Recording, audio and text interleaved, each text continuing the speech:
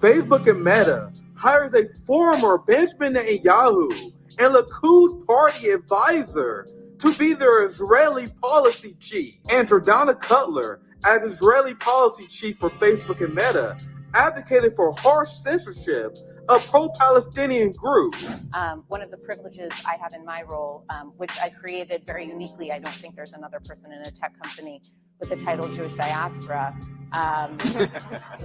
Some of that is definitely working on those content issues that you mentioned earlier about removing content that is hate speech or targeting Jews or things that make Jewish people feel unsafe. And we spend a lot of time working with partners. So essentially they put censorship for anyone who advocated against genocide and Israeli terrorism. Cutler personally advocated for the censorship and the removal of Students for Justice for Palestine on Instagram. And this is exactly why you see massive suppression and censorship of any post critical of Israel on Facebook, Instagram, and Meta. This should be a massive scandal and just another example of how big tech is teaming up with Zionists in order to crack down on free speech. Meanwhile, the fraudulent free speech right is nowhere to be found on this issue. This is particularly nefarious because Facebook and Meta usually have policy chiefs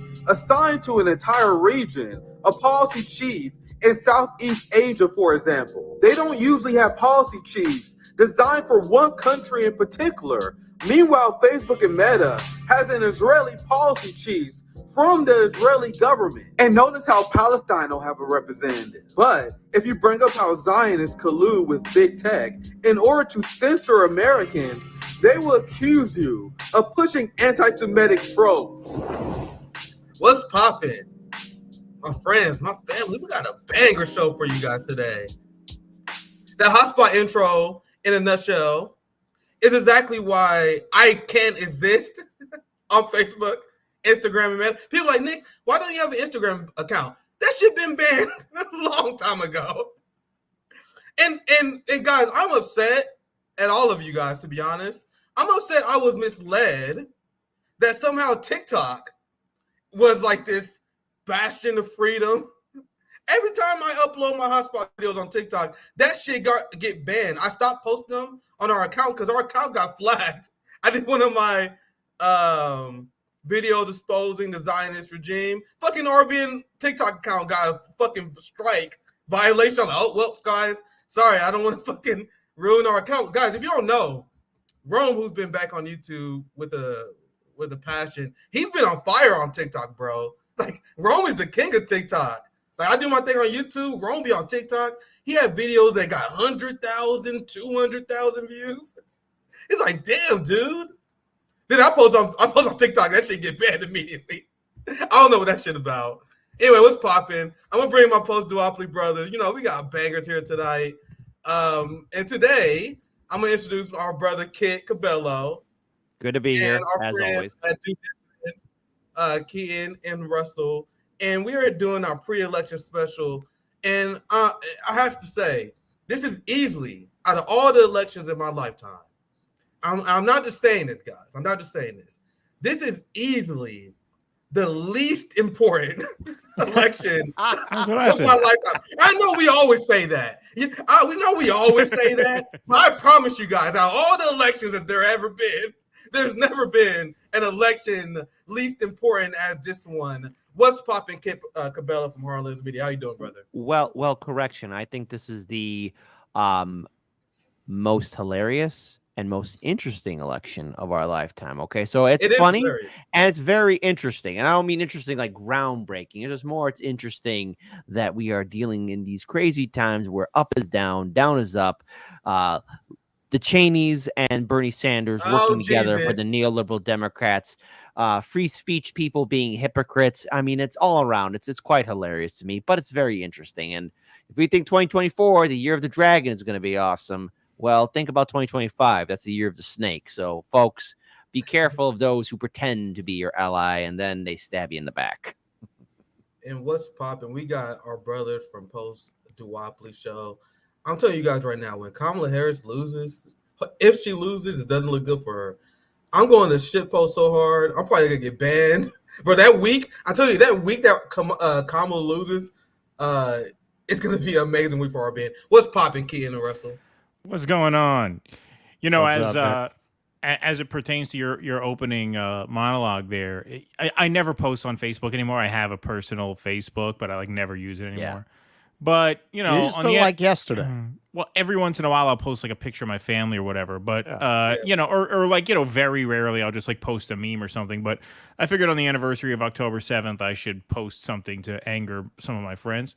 So I posted a BDS you know, tweet, like a pro BDS tweet on the anniversary of October 7th.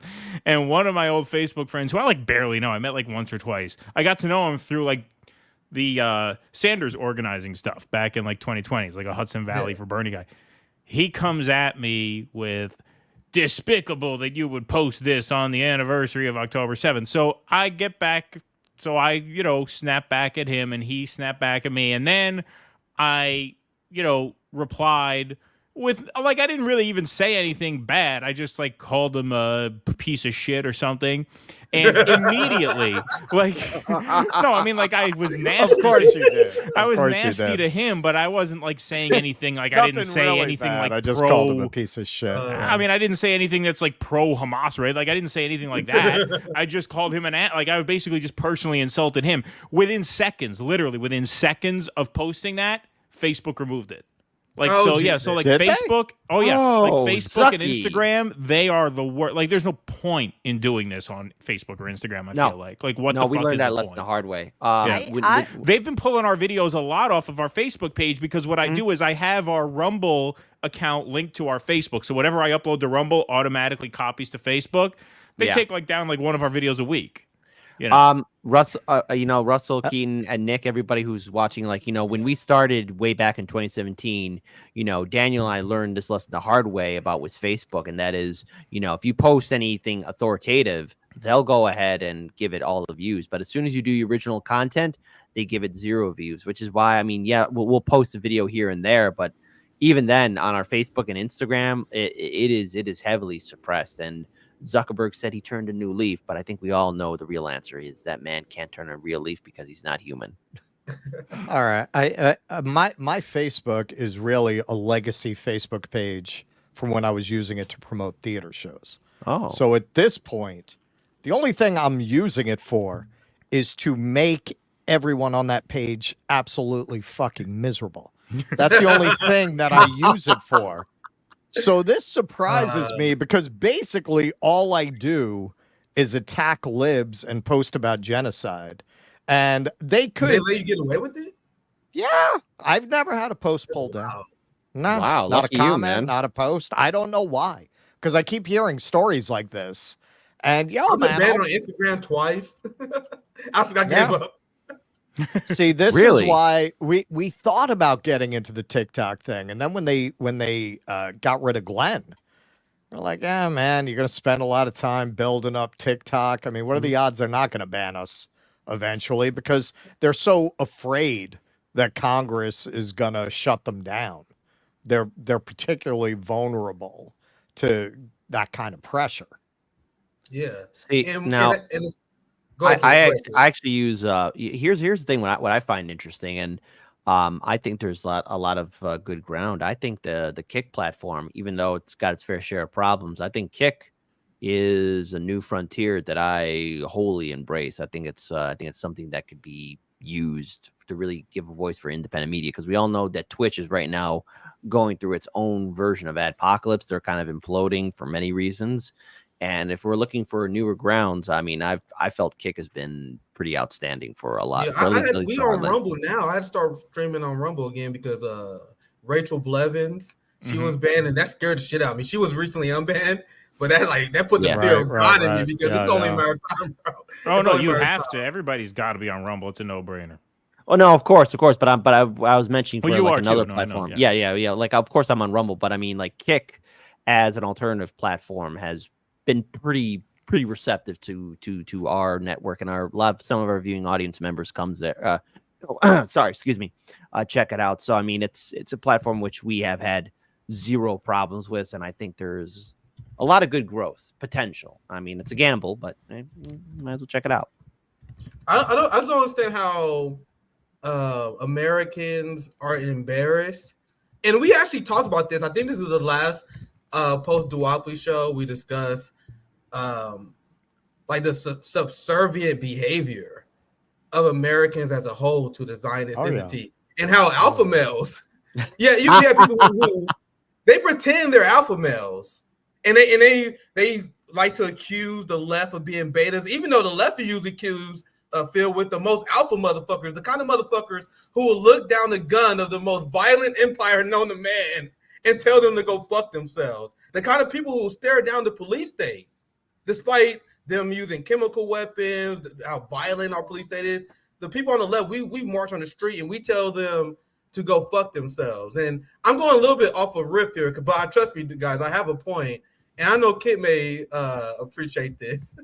I'm unapologetic of CM Punk now. I'm a big Chi-Town, represent. I wasn't planning on bringing this up. I actually have a point here because this is a viral clip that went earlier. CM Punk, professional wrestler, MMA. He tried MMA before as well. He was commentating on an MMA fight, and they was talking about some bullshit politics or whatever. And then CM Punk is the only motherfucker on this show that's real. As they're talking about nonsense politics, CM Punk just brings up how, hey man, I wish we would stop ending a genocide.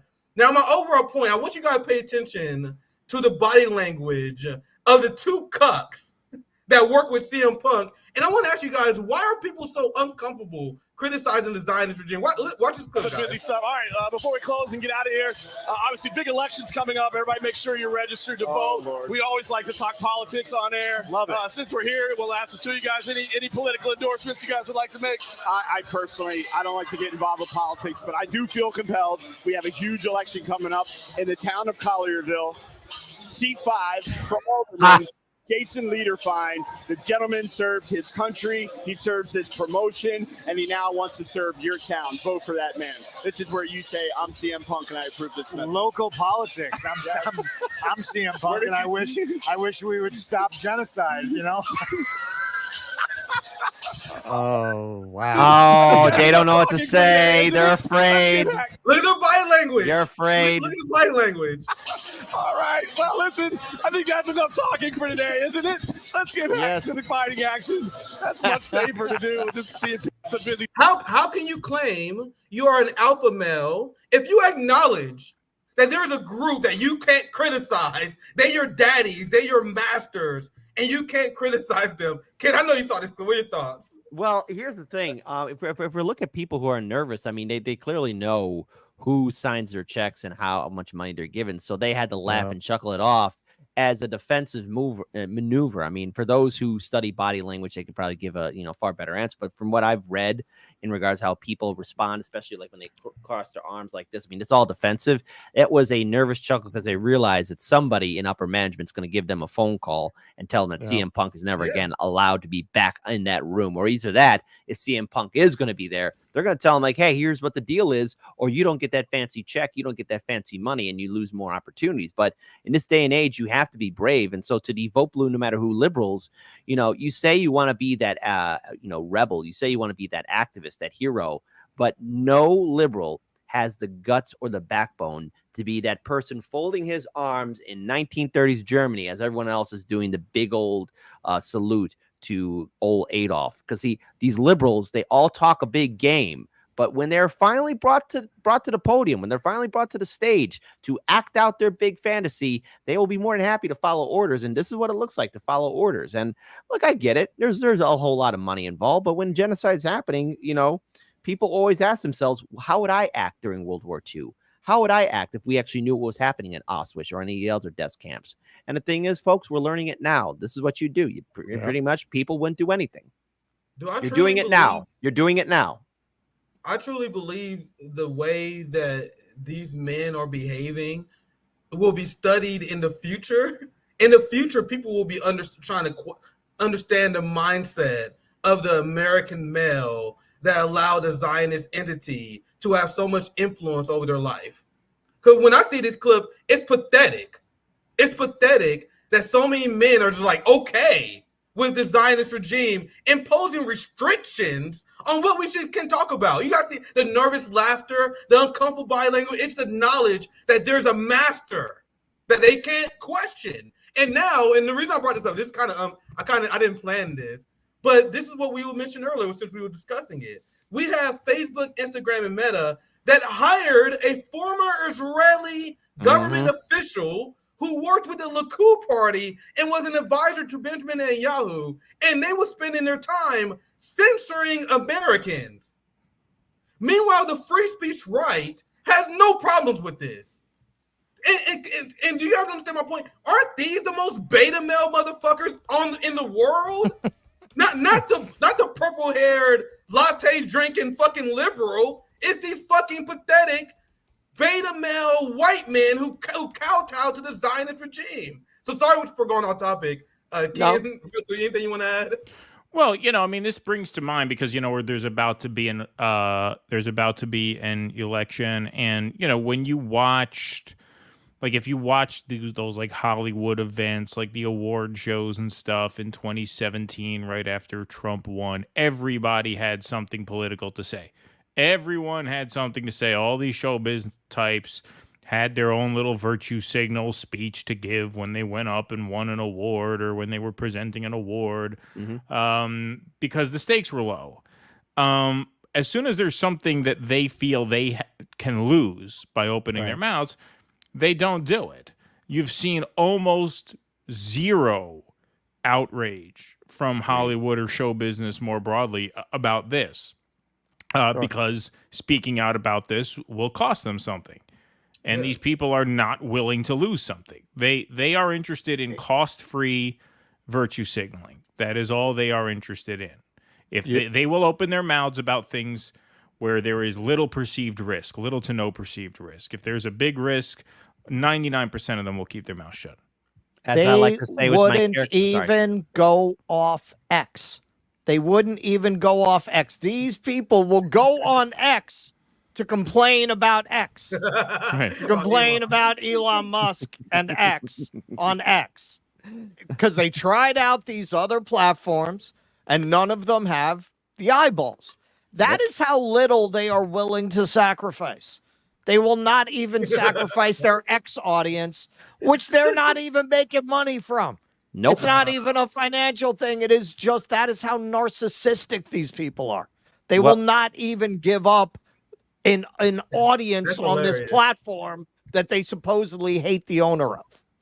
It's I have to mention this, when we look at these liberals and how childish they're all acting, especially the Hollywood establishment. I mean, that's also going to be a whole other case study, because we have to remember there was a point in time, these very same Hollywood elite people, before the internet revealed them for who they really were, their word and their perspective and their voice was deemed as, this is a smart person talking to us and we must obey, or either that we must hear what they're saying. But in all reality, they are not serious people. To quote Logan Roy to his kids, they are not serious people. Yeah. They say they're going to leave the country. Lena Dunham, you're supposed to leave the country. All you liberals were supposed to leave the country, and you didn't. Yeah. And then Elon Musk takes over X. I'm leaving X. Well, then go. Leave. Be that spoiled little kid. Go ahead and cry us a river. But then again, these same Hollywood people, they went over the threads. There were 17 people there, and boom, they were back. And it's non-existent. But also, they're always quick to follow orders. I create a character named Commissar Hans, who's like, for the liberals, follow orders. As soon as these actors and actresses are given a script, they're getting a knock at the door, they're getting an email, and they're told what to read, because that's what they're good for. They can't be free thinkers because they are so much in debt. All these Hollywood people who are flaunting these fancy gowns, it's all rented. Their mansions rented, their cars rented. But so long as the perception is out there, people who are gullible enough to believe that these same Hollywood people are telling you to vote for Democrats, they don't believe in it. They're just given a paycheck and given a script to read, and then they read it like the clowns that they are. They are not real serious people. They're not free thinkers, which is why we're seeing the implosion of Hollywood, which is why we're seeing the implosion of the Democrats. And if the Democrats lose, more the merrier. So I'm choosing violence today because I've seen a lot of hypocrites this past week, and I'm a lot of activists reached out to me like, well, gee, kid, you've been really mean to us. I was like, where were you the last 4 years? You talked a big game in 2016 and 2020. Where you at, you pink pussy hats? Where you at? Are you telling me you're not moved by Eminem introducing Barack Obama tonight? Don't you know it's over? It's game time. Trump, he's going to be in shambles. No way he's going to recover. Eminem is going to make him lose himself to the moment. Eminem needs to go back to another one of those Diddy parties because that's what he misses. Everyone, dude, if you're taking your political life for celebrities, you're already fucking toast. You already so counter-revolutionary. If the average person had spent any time around actors, they would understand that these are the last people on earth you should be taking cues from. I always compared. I did it once in front of actors and never again because it's a pretty insulting characterization. If you've ever read the Anne Rice books, she has these creatures she made up called Taltos.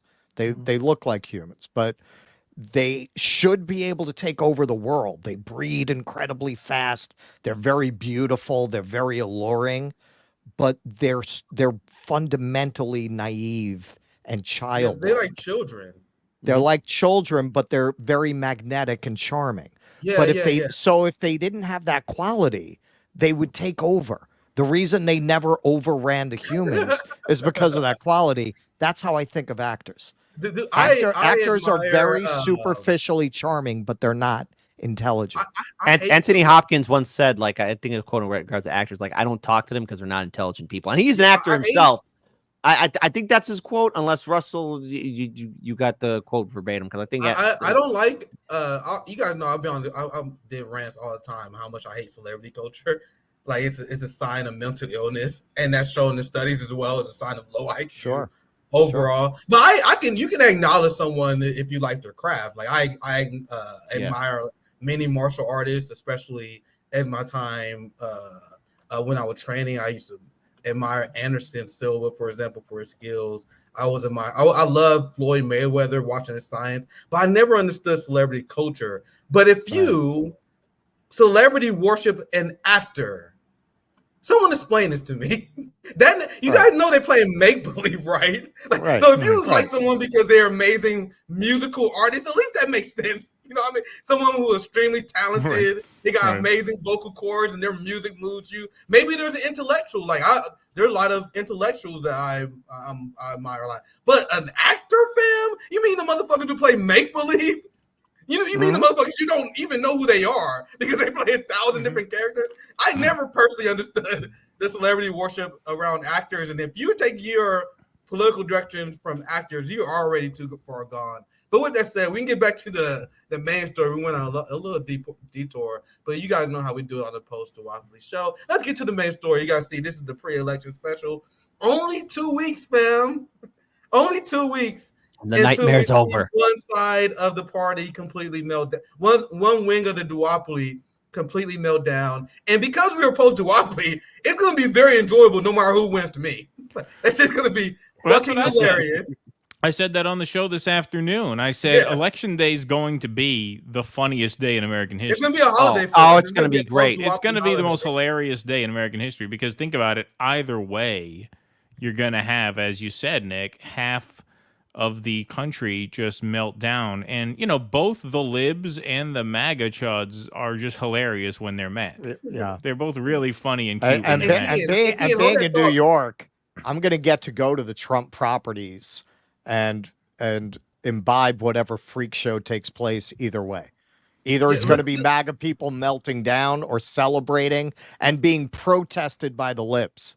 Right. Yes. What's going to make this so much better, and I want you guys to react to this, and I want to get your guys' general take on this. What makes this election so glorious, and what's going to make the election results so glorious is how both sides are 100% positive that they are going to win. Well, you right. understand? The fact that we're in a situation when both sides know they're going to win is going to make it that much more hilarious when one faction loses. So, Ken, I know you want to chime in, but let me read this. No, I'll pass it to the panel. This is Rex Chapman, and I was like, "Are you serious, bro?" I may leave here before the election. Honestly, feel like this race is a blowout. Oh God. I get all of the all gas, no brake stuff, but there are more reasonable and informed Americans, and yes, in swing states that won't fall for Trump's BS again. They did it in 2020, and he hasn't gained a single vote since. In fact, he's been more divisive. The media needs this to be a close race. It ain't. Now, you guys see how sure and they're not exclusive to liberals, because if you go to MAGA Twitter, they already dancing. Nigga, this is over. Yeah. Nigga, we got Trump. Bro, so we got two sides that are 100% sure that they're going to win this election, which will only result in a hilarious post-election meltdown. So, Ken, sorry for my long introduction. Go ahead. I'll pass it to the panel. Ken, chime in. No. I mean, I basically said my piece. I think it's going to be the funniest night in the history of this country. I mean, because no matter who loses, we win. We win, and you're right. They both are overconfident. I don't think either side will accept a loss. Like, I don't think I don't think liberals will emotionally accept it, and I think MAGA will literally not accept it. Literally say that it's rigged and they stole it, and so I mean, those are the two possible scenarios. But just also the fact that Dems will say that too. They'll say because of the people they installed in the election boards, they rigged the vote. I mean, neither one is going to accept it as a legitimate election. Neither one. I think also just intrinsically it's funny if Trump wins, and intrinsically it's funny if Kamala wins. I mean, if Trump wins, it's funny because look what they did to stop him from becoming president, between the impeachments and the Russia gates and the January 6th and the criminal indictments and the convictions. Bang, bang. They shot him. The fact that he's going to get right back into the White House anyway, that's hilarious. And, we were watching earlier on our show this afternoon, just a clip of Kamala and Liz Cheney where Kamala is saying, we need to have fact-based discussions. Can you imagine? Just imagine, folks. Every day for potentially 8 years of life, having to hear President Harris, having to look to Kamala Harris as president of the United States for 8 years straight. Stop. Think of how funny that is. Think of how hilarious They say Spain is pretty. I've never been. How funny that. I mean, that's just fucking. That is hilarious. Expat life, baby. Expat life. I never thought we'd be witnessing the downfall of the Roman Empire again, part 2. But here we are. But think about it, though. All four of us, we're in a very good spot here because so many people have banked everything on either Team Democrat or Team Republican. And they've made themselves look like clowns fighting for two people who aren't even going to be running the country. I mean, what does the office of president even mean when we know that the lobby groups, the AIPAC babysitters, and every other special interest group are going to be dictating policy? I mean, so many people are brainwashing and thinking that their team's going to win, but you just sold yourself down the river for another 4 years of neoliberalism, of more economic disparity. Again, the fact that we have this day and age in which people think that the president is going to fight for us. The president, the last real president we might have just been JFK, and then that's it, folks. The Praetorian Guard and the elite special interests are running the show, not you, the people. The president means nothing because the president is also a puppet. Wonder who's gonna be the Make-A-Wish child, dreams made true figure in the Kamala administration, the same way that Anthony Blinken was in the Biden administration.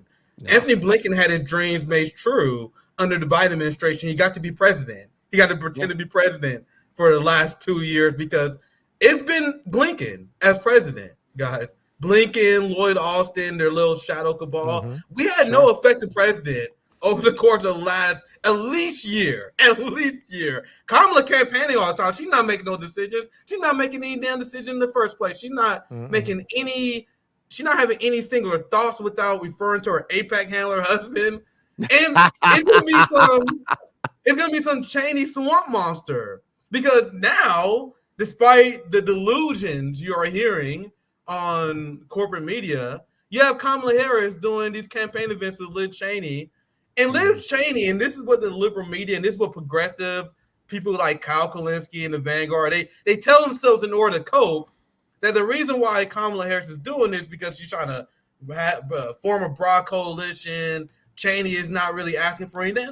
Fam. Oh, come on. Cheney has made it clear many times before that the only reason she's supporting Kamala Harris, she doesn't have Trump derangement syndrome. She says the only reason she's supporting Kamala Harris because she supports a neocon vision for foreign policy, endless support for Ukraine, supports for the genocide in Gaza. And despite campaigning with Cheney, the Kamala Harris campaign is somehow confused about how their blue wall is slipping. In North Carolina, correct me if I'm wrong, don't they have like a governor, this black dude who got this scandal? Fucking all these scandals. That fucking guy. That guy. Nude Africa. Yo, if Trump wins, that guy's got to run next. He's the lead governor candidate. Yes. Go ahead, Ken. That's my point. Go ahead. He's got to run for president next, that guy. Like, if Trump wins. I want to miss Surgeon General. Oh, man. Oh, yeah. No, that fucking that's the job they always like to put the weirdos in. That's why Trump derangement syndrome inherently doesn't make any sense, guys. You have to realize, like, the Trump supporters on the rise are way worse than Trump, by the way. like whenever you see the North Carolina governor candidate, the Missouri, we had like all these crazy Missouri candidates that are way more batshit crazy than Trump. So if you have Trump derangement syndrome, if you're like Kyle Kulinski, the Vanguard, and all those people who claim they are like socialists on the left, but you have Trump derangement syndrome, you're claiming that you got to support Democrat because Trump is uniquely evil. But by having that ideology, you're going to be voting Democrat for the rest of your life, fam, because all the Republicans are like that now. Honestly, Nick, at this point, and obviously you can't prove anything, you don't know. I think these guys are paid, man. I think these guys are paid. I agree with that. You saw all of them because of the coordination, where as soon as she picks Waltz, it's like you flip the switch. Yep. Kulinski, the Vanguard, they all just immediately, almost the same thing you see where they'll put together these news compilations where they're all saying the same exact thing with the same exact words. Like it's clear they were told what to say.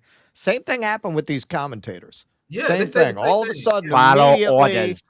all that, none of them. I agree because their channel was dead. Like Kyle's channel was dead. The Vanguard channel was completely dead after the Aaron Mate interview. Then it became Democrats, and all of a sudden the YouTube YouTube algorithm is carrying them now. Isn't that interesting? So I definitely believe there was a backroom deal. Some people say, some very smart people are saying that there are different algorithms, man. And if you're parroting the establishment line, you get on that algorithm. Oh, yeah. Because, you're right. All of a sudden, these channels start getting a big boost. So the algorithm is feeding them to people. It's not like they got any better. Kyle is like a bowl of warm oatmeal to watch. Oh, that's an insult to oatmeal. Why would you do that? It is. I actually eat oatmeal. And then, I mean, the Vanguard, it goes without saying. I mean, it's it's like a couple of fried cooks talking about politics. Actually, that would be better. I would watch that show. And yeah, man, it looks to me like, and we know the $20 million to TYT from Katzenberg back in the day. The more you look at the history of the intelligence services interfering in media, interfering in that celebrity culture we were talking about, getting involved in directing prominent people, it only follows. We know that groups of just community anti-war people have been infiltrated by intelligence services. You think they leave these channels alone? No. I think they go to the ones that they think they can flip, that are almost pretty much there, and they flip them. Who knows? We could be wrong. It could just be that dumb minds think alike, and they all just went in the same direction at the same time. It looked coordinated to me. It's very strange to me that none of them have a different opinion. It's weird. It is also fascinating too about controlling a narrative, because in a hypothetical scenario where Kamala wins, oh my God, those guys are gonna be so smug. It's gonna be like you're gonna want to at least hang out in a polluted part of the country for a while just to get rid of their smugness, man. No. If she does win, because this is the game, their job is to sheepdog people. If she does win, they'll go back to criticizing the Democrats. And then when the next election comes, they'll flip again and try to bring that audience, that discontented audience, along with them. That's what they're paid for. At this point, that's what I think they're getting paid for. I think they're literally working with services. I definitely agree. Because they don't even, it doesn't even seem they believe what they're saying. They are just reading the script. They're saying the same lines. And the entirety of the Bernie Sanders left, and we can pivot to this topic since we are kind of mentioning it now. So let's bring up this clip here, because the AOC and Bernie Sanders left are probably one of the most nefarious people in politics. They know exactly what they're doing. Their job is to mislead the working class and the peace movement, and have the peace movement support people who are unapologetically supporting genocide. They play a very important role of the establishment. They are I would say actually more dangerous than the Joe Manchins. They are more important to the regime than the Marjorie Taylor Greens. They play a very particular role, and they are dangerous.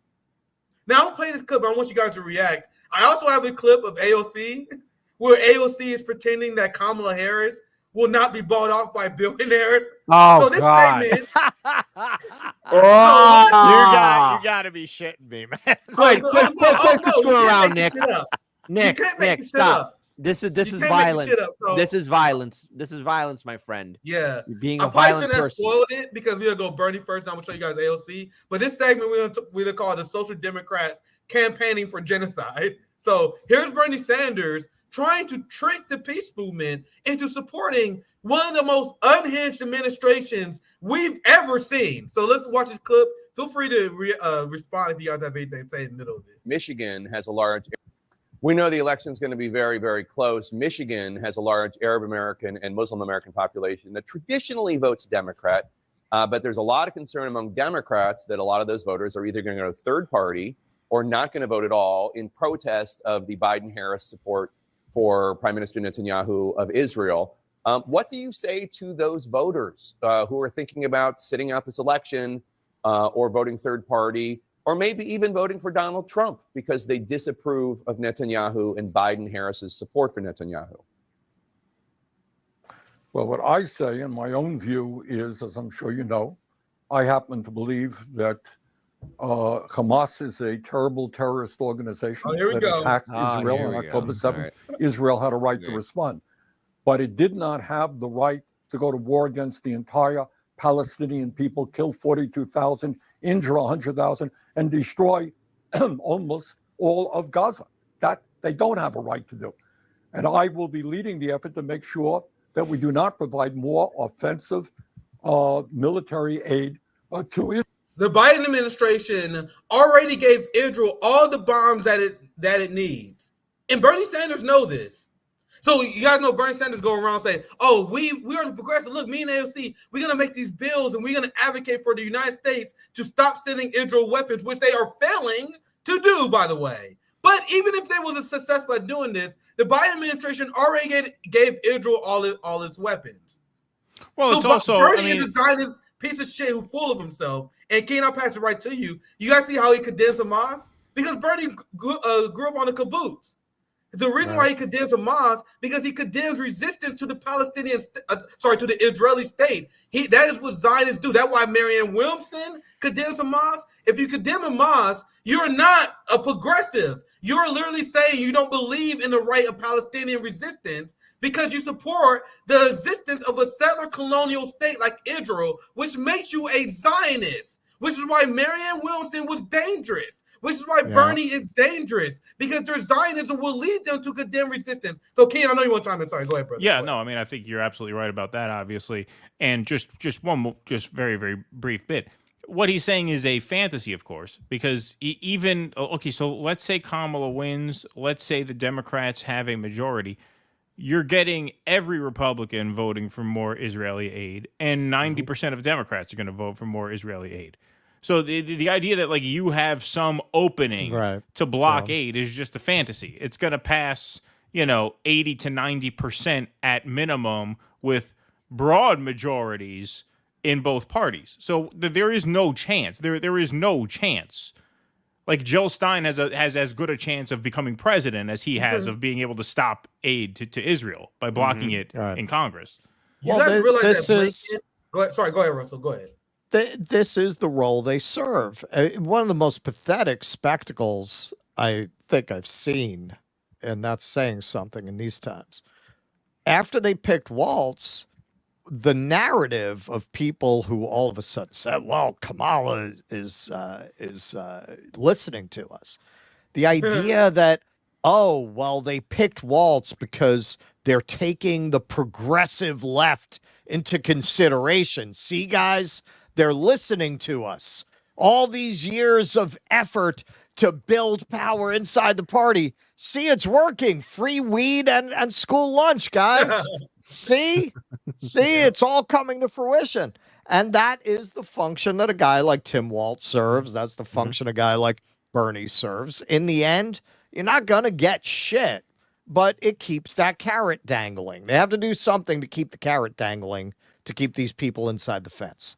Yep, there's that audacity of hope, and the thing is, so many people were blinded by Obama and even by some extent Bernie Sanders, because I think in many ways people want to relive the moment of, is this the JFK I'm voting for? Is this the hero politician I'm voting for? And again, Kennedy was was no hero or this epic person. He was a human like anybody else, but I think there's this idea, thanks to the media, be it the newspaper, radio, internet, television, that prompted this mythology of if we elect this right person in, rainbows and sunshine all around, and we will have the perfect future, the perfect system, and there will be no problems, and we can rest easy. But see, that is just a mythology. That is just a fake thing to believe in, because when you put your hope into a political system that's always been inherently flawed, you will get burnt. You will get screwed over. And in order to have a robust republic, a robust democracy, it requires eternal vigilance by the populace, and the media has made us all into sheep. I mean, George Carlin, he's not vomiting in his grave. He's not spinning in his grave. He's doing a Broadway musical up in the sky saying, I told you so. This is going to happen. He's not angry. He's not furious. He's saying, I told you so. And people like Bernie Sanders, he would be critical of. He would call them out for being the hack frauds that he is, because he took his followers not once, not twice, but 3 times for the ride down the DNC abyss of failure. And he knows what he's doing. He never was who he said he was. And if there's one thing I regret, it's any kind word I ever said about Bernie. I have to live with that failure for the rest of my life, ever even thinking that he had the strength and the knowledge and the power to actually be a fighter. He's not. He's somebody who is subservient to neoliberalism. Yeah, I'm gonna finish the clip because there could be more to break down. So I'm gonna finish the clip. Now I'll pass it to you, Ken, in the panel. This is Bernie. Now Bernie gonna imply that we should support Kamala because we can push her to the left because that worked so well before. Palestinian people kill 42,000, injure 100,000, and destroy almost all of Gaza. That they don't have a right to do. And I will be leading the effort to make sure that we do not provide more offensive military aid to Israel. But to those people who are saying, well, I can't support Harris because she disagrees, Trump on that issue, even on that issue, is worse. He will be closer to Netanyahu. So if we... How would Trump be worse? I'm going to let it finish. We are able to elect Harris. I think we're going to have an opportunity to move her on that issue, to make it clear we can... We will be able to move Kamala on this issue. So we're going to push them left again. Nope, not going to happen. They still... So after 2020, they There was a giant coordinated push by the Bernie left. I debated Vosh over it, had arguments with many of these motherfuckers where they said, we're going to push Biden left. And after pushing Biden left, we ended up with a whole ass genocide. And now they come in the next election advocating for the same fucking thing. We're going to hold our feet to the fire. Hold their feet to the fire. They're gonna be like, "Ooh, this feels so nice and warm." It's not. It's a lot warmer and a little bit better than the fiery pits of hell. So I'll let the clip finish, and I'll pass it back to the panel. Is worse. He will be closer to Netanyahu. So if we are able to elect Harris, I think we're going to have an opportunity to move her on that issue, to make it clear we cannot allow children in Gaza to starve to death. She will be open to that. I doubt that Trump will. We can't even get Republican support in the Senate for humanitarian aid to feed starving children. You really want to vote for a Trump who holds that view? I would hope not. Hang on, but Bernie, isn't the president this is happening under the guy you told us to elect because you could push him left? Isn't this genocide happening under the last person you said that about? Well, see, the thing is, too, remember, all these liberals way back in 2020 were saying, if we don't vote for Biden, Trump's going to lead us to World War III, and the economy is going to fall apart, and there's going to be corruption, and there's going to be instability. But wait, that's happening under Biden. These liberals and Democrats cannot take accountability, okay? And I want everyone to understand that when we look at the Democrats and how they constantly gaslight or they constantly build up this fear, it is because secretly they know that they can't fix anything. But so long as they're able to be abusive and be manipulative, like a cheating spouse, somebody who constantly hurts their partner, they know that their spouse, the one that they're abusing, will always come crawling back. And what I want to say to liberals is, you know, eventually you could tell somebody like, hey, you're in an abusive relationship. Get out, get out, get out. You know, show me that shiner, show me that black eye. But eventually, I'm not going to be caring what liberals say because, oh no, there's always this danger. We have to worry about the next Trump. You guys are Trump, liberals. You are Trump. You've always been Trump because Trump used to be a Democrat. So I don't want to hear this talk about holding people's feet to the fire. I saw what happens when we believe in that mythology, that fake hope. Bro, if Trump was president, liberals will be in the streets crying, vomiting, coughing up blood after everything Trump is doing in God. Can you imagine? Can you imagine what liberals would be doing if Donald Trump did this? So Bernie is, and it's unbelievable to say this because back in 2019, I would say stupid shit. You know, thank God I didn't have a platform back then, bro. You guys would dig up my old tweets. I would say stupid shit like, man, Bernie's like the only politician who tells the truth. No, it's okay. It's all right. It's all right. Bro, if I learned that lesson. We've all been there, man.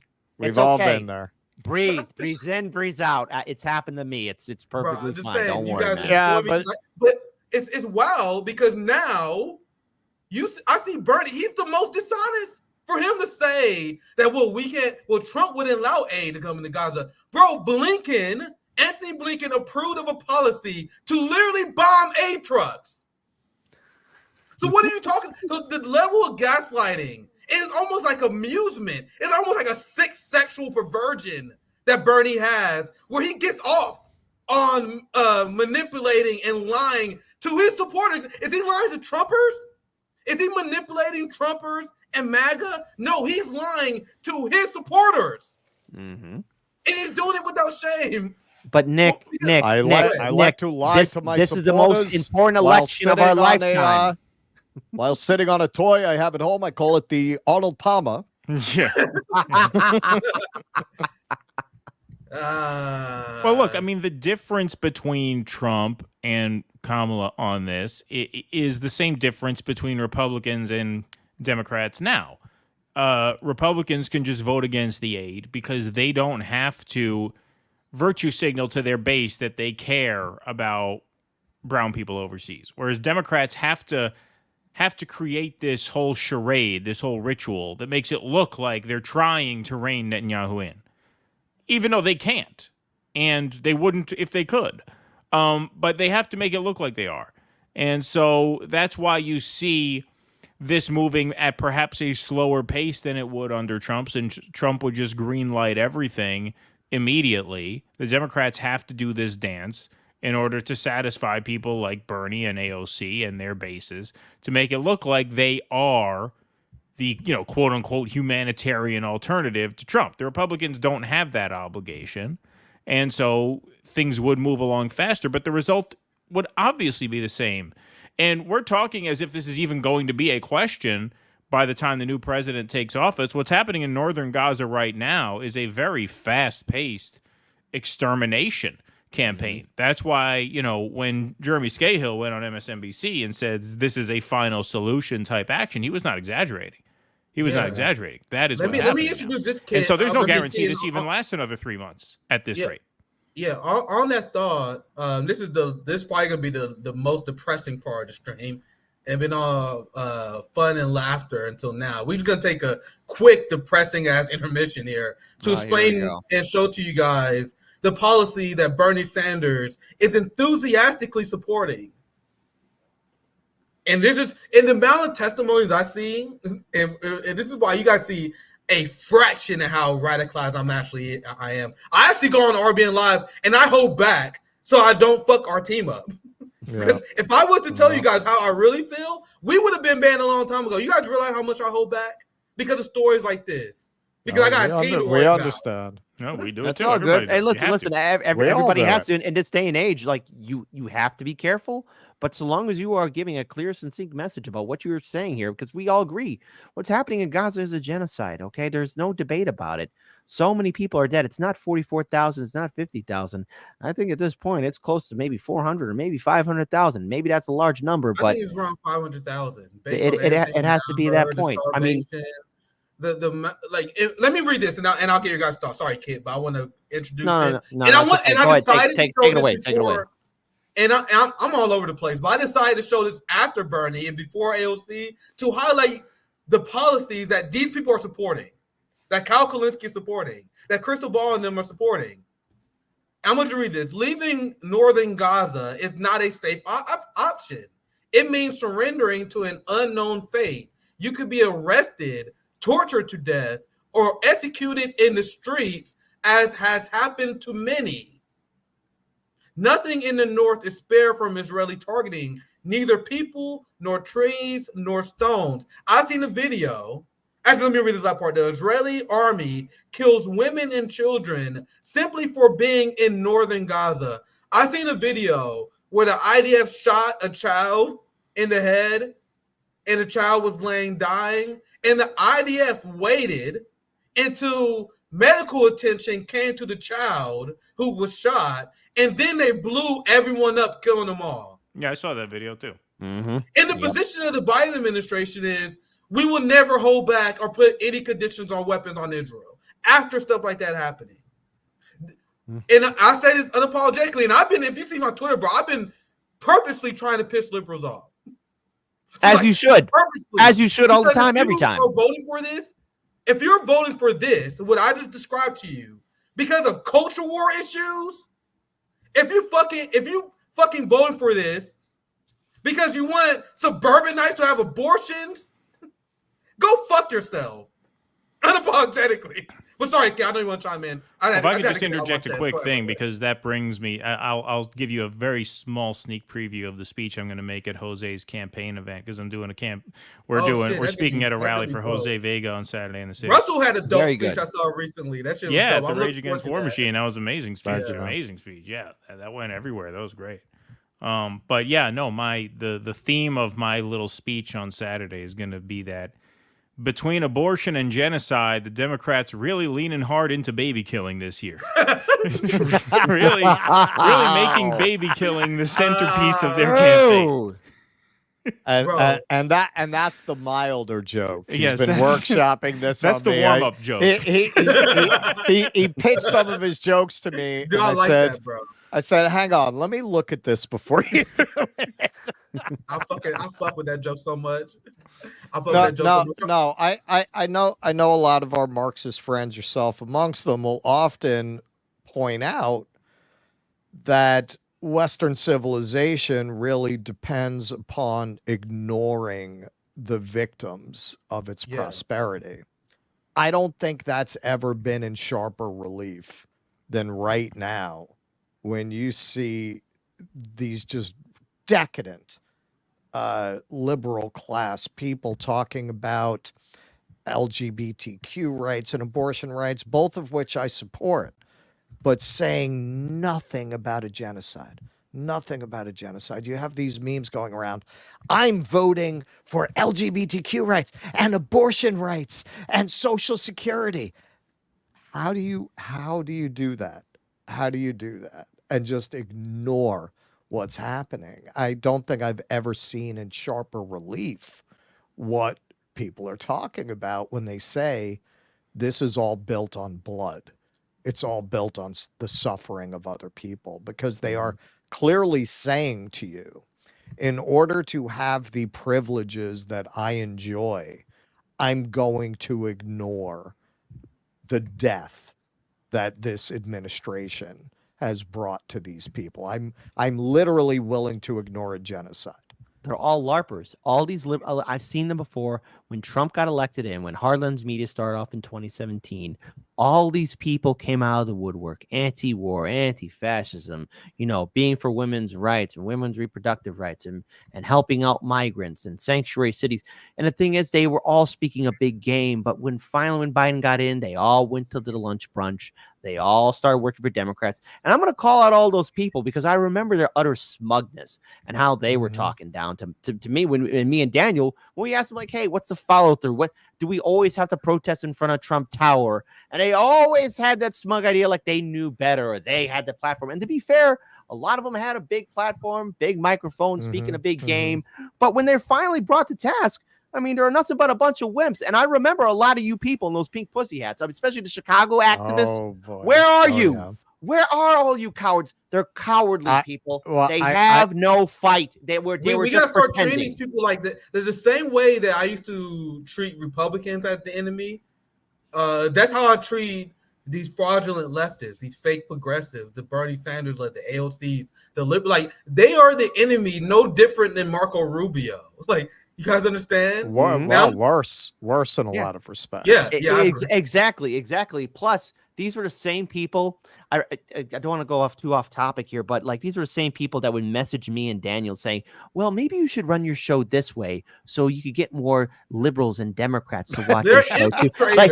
No, they would be like armchair generals. And I had one person tell me I need to interview certain type of people and women. And I was like, well, I've interviewed a lot of women activists and organizers. And I even mentioned women libertarians. And the look on her face was like, well, yeah, but there are certain people you shouldn't interview. And I was like, what do you, it's all about control. It's all about boosting their ego. They're they're like piss poor celebrities that don't have talent. And I remember some of you, I'm calling you out because I can't wait to see you guys melt down if Trump wins. And if you protest in front of Trump Tower, I will try to be nice. But man, I'm hoping that the CPD built bigger cages, because I remember when they were herding all the people to be sheep herded into this one caged area to protest in front of Trump Tower right across the Chicago River. And I'm going to try my best to be nice, but I know I'm going to fail miserably. I know. After this election, I am going to be so brutal. And especially if Kamala loses, bro, I am never, you guys realize I'm still a young motherfucker guy. I'm never going to let the liberals live this down.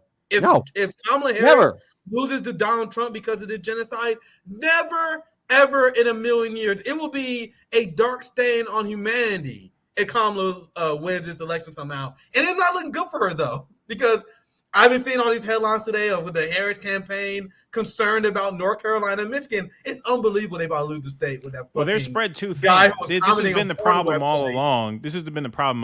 And the election is much closer than it should be, because Trump, he has managed to right the ship a little bit these last few weeks and not shoot himself in the dick as much. But there was a 2-month stretch there, starting with the convention speech and ending with the Haitian migrant dogs and cats bullshit. For those 2 months, he made every wrong move he possibly could have and missed major opportunities to open a real wide margin. Now he's straightened himself out a little bit to the point where I think the macro dynamics start to settle in. And the ultimate problem Kamala has is she's just spread. Horrible choice of words there in her case, but the Democrats. Good thing you didn't say she was on her knees. Yeah, exactly. The Democrats. Yes, Kamala's spread too wide across the map. No, the Democrats are spread too thin across the map. They are in trouble in too many states. Too much has to go right. It's almost like she's being rammed from both coasts. Yeah, right. Yes. there's like 3 holes we have to fill in. They have a lot of holes. We mentioned this a few times before. We must acknowledge how bad Trump is as a candidate. I tweeted about this a week ago, and Trump beat Clinton because Clinton is the worst candidate of all time. Then he lost to Joe Biden. Bro, the fact that he's even in a close race with someone who committed a genocide and lost a large fraction of their base, the fact that Trump is even in a close race, MAGA should be fucking embarrassed. It's embarrassing for them that this is even a close race. But let me read this for the people only listening. The Harris campaign concerned about North Carolina and Michigan. And Braxton brings up the obvious. I'm old enough to remember when 100,000 people in Michigan voted uncommitted in the primary over one single issue, and Dems made absolutely zero concession for it. So this is Democrats failing. And I'm going to show you guys this before we get to AOC, because I can't wait to show you guys the AOC clip. You guys see, despite everything that the Harris and Biden administration is doing, committing genocide, and that was always my number one disagreement with the uncommitted movement. We all know how much of a failure they are. The Biden-Harris movement is where it's at. But the reason why I never vibe with uncommitted movement, because their whole thing was, they're like, hey guys, can you guys change this and turn this around? If you guys turn this around, I'll vote for you. No. There's nothing that the Democrats could ever do again to win my vote. That's the correct position on this. After you enable a genocide, after you murder thousands of children, their vote is lost forever. You don't then come, hey guys, if you genocide a little less, I'll vote for you. That's why it was always absurd. But look at Cenk, one of the many people going to call out. AOC is coming up next. But you notice how Cenk's criticism of Kamala Harris is not that she's committing a genocide. Cenk's criticism of Kamala is that Kamala is not doing a good job misleading the peace movement, that Kamala is not doing a good job at lying. This argument that Cenk uses, that Crystal Ball uses, and Kyle Kalinske uses, and they say this stuff all the time, makes them deplorable. I'll read a tweet for people not watching the screen. Look at Cenk here. In pure panic mode, the king of Trump derangement syndrome. Kamala Harris is losing in the last 6 polls out of Michigan, a state she has to win.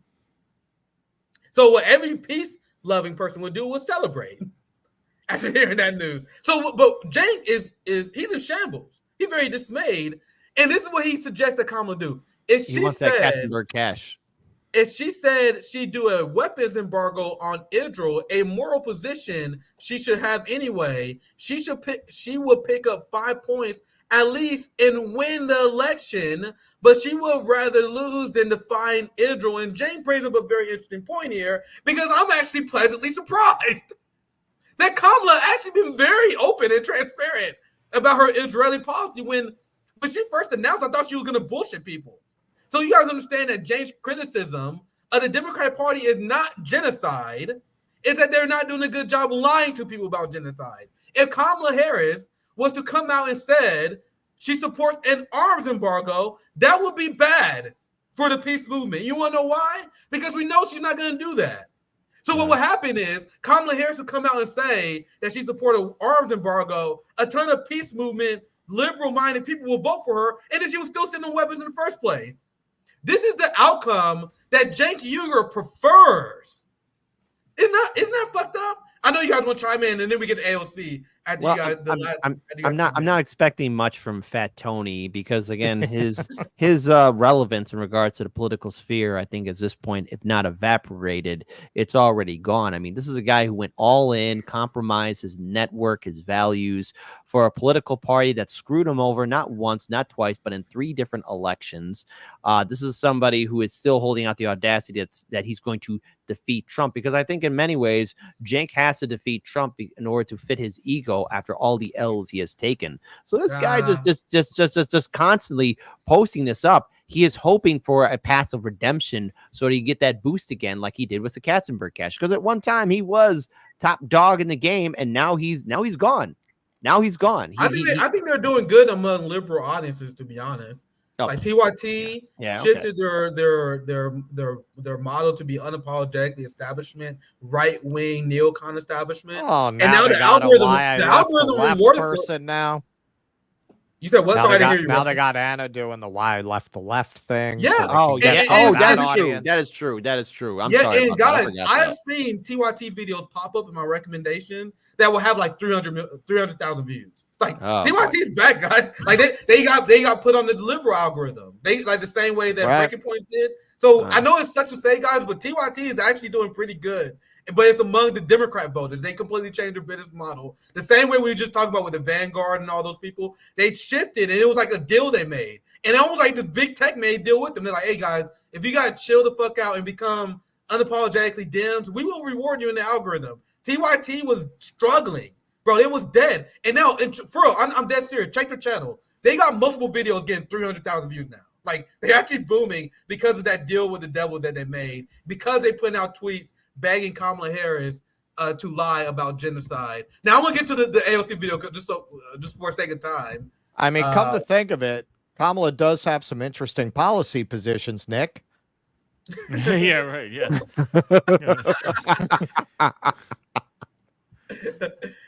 This is why I kind of spoiled earlier. Oh boy! And you can't make this shit up.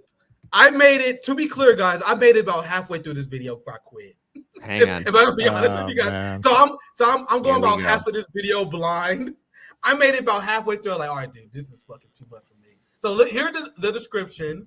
Big shout out to my homies at Hotspot. AOC insinuates that Kamala can't be bought by billionaires. So here, AOC is going to do a performance pretending that Kamala Harris is the anti-billionaire vote. If you can't make this shit up. We see Elon Musk coming in here. I mean, we got to talk about what this guy's doing, right? Yeah. He's not only just dumping millions and millions of dollars here in the state of Pennsylvania, acting like he's from here, acting like he knows what Pennsylvania is about. It's not just what he's doing.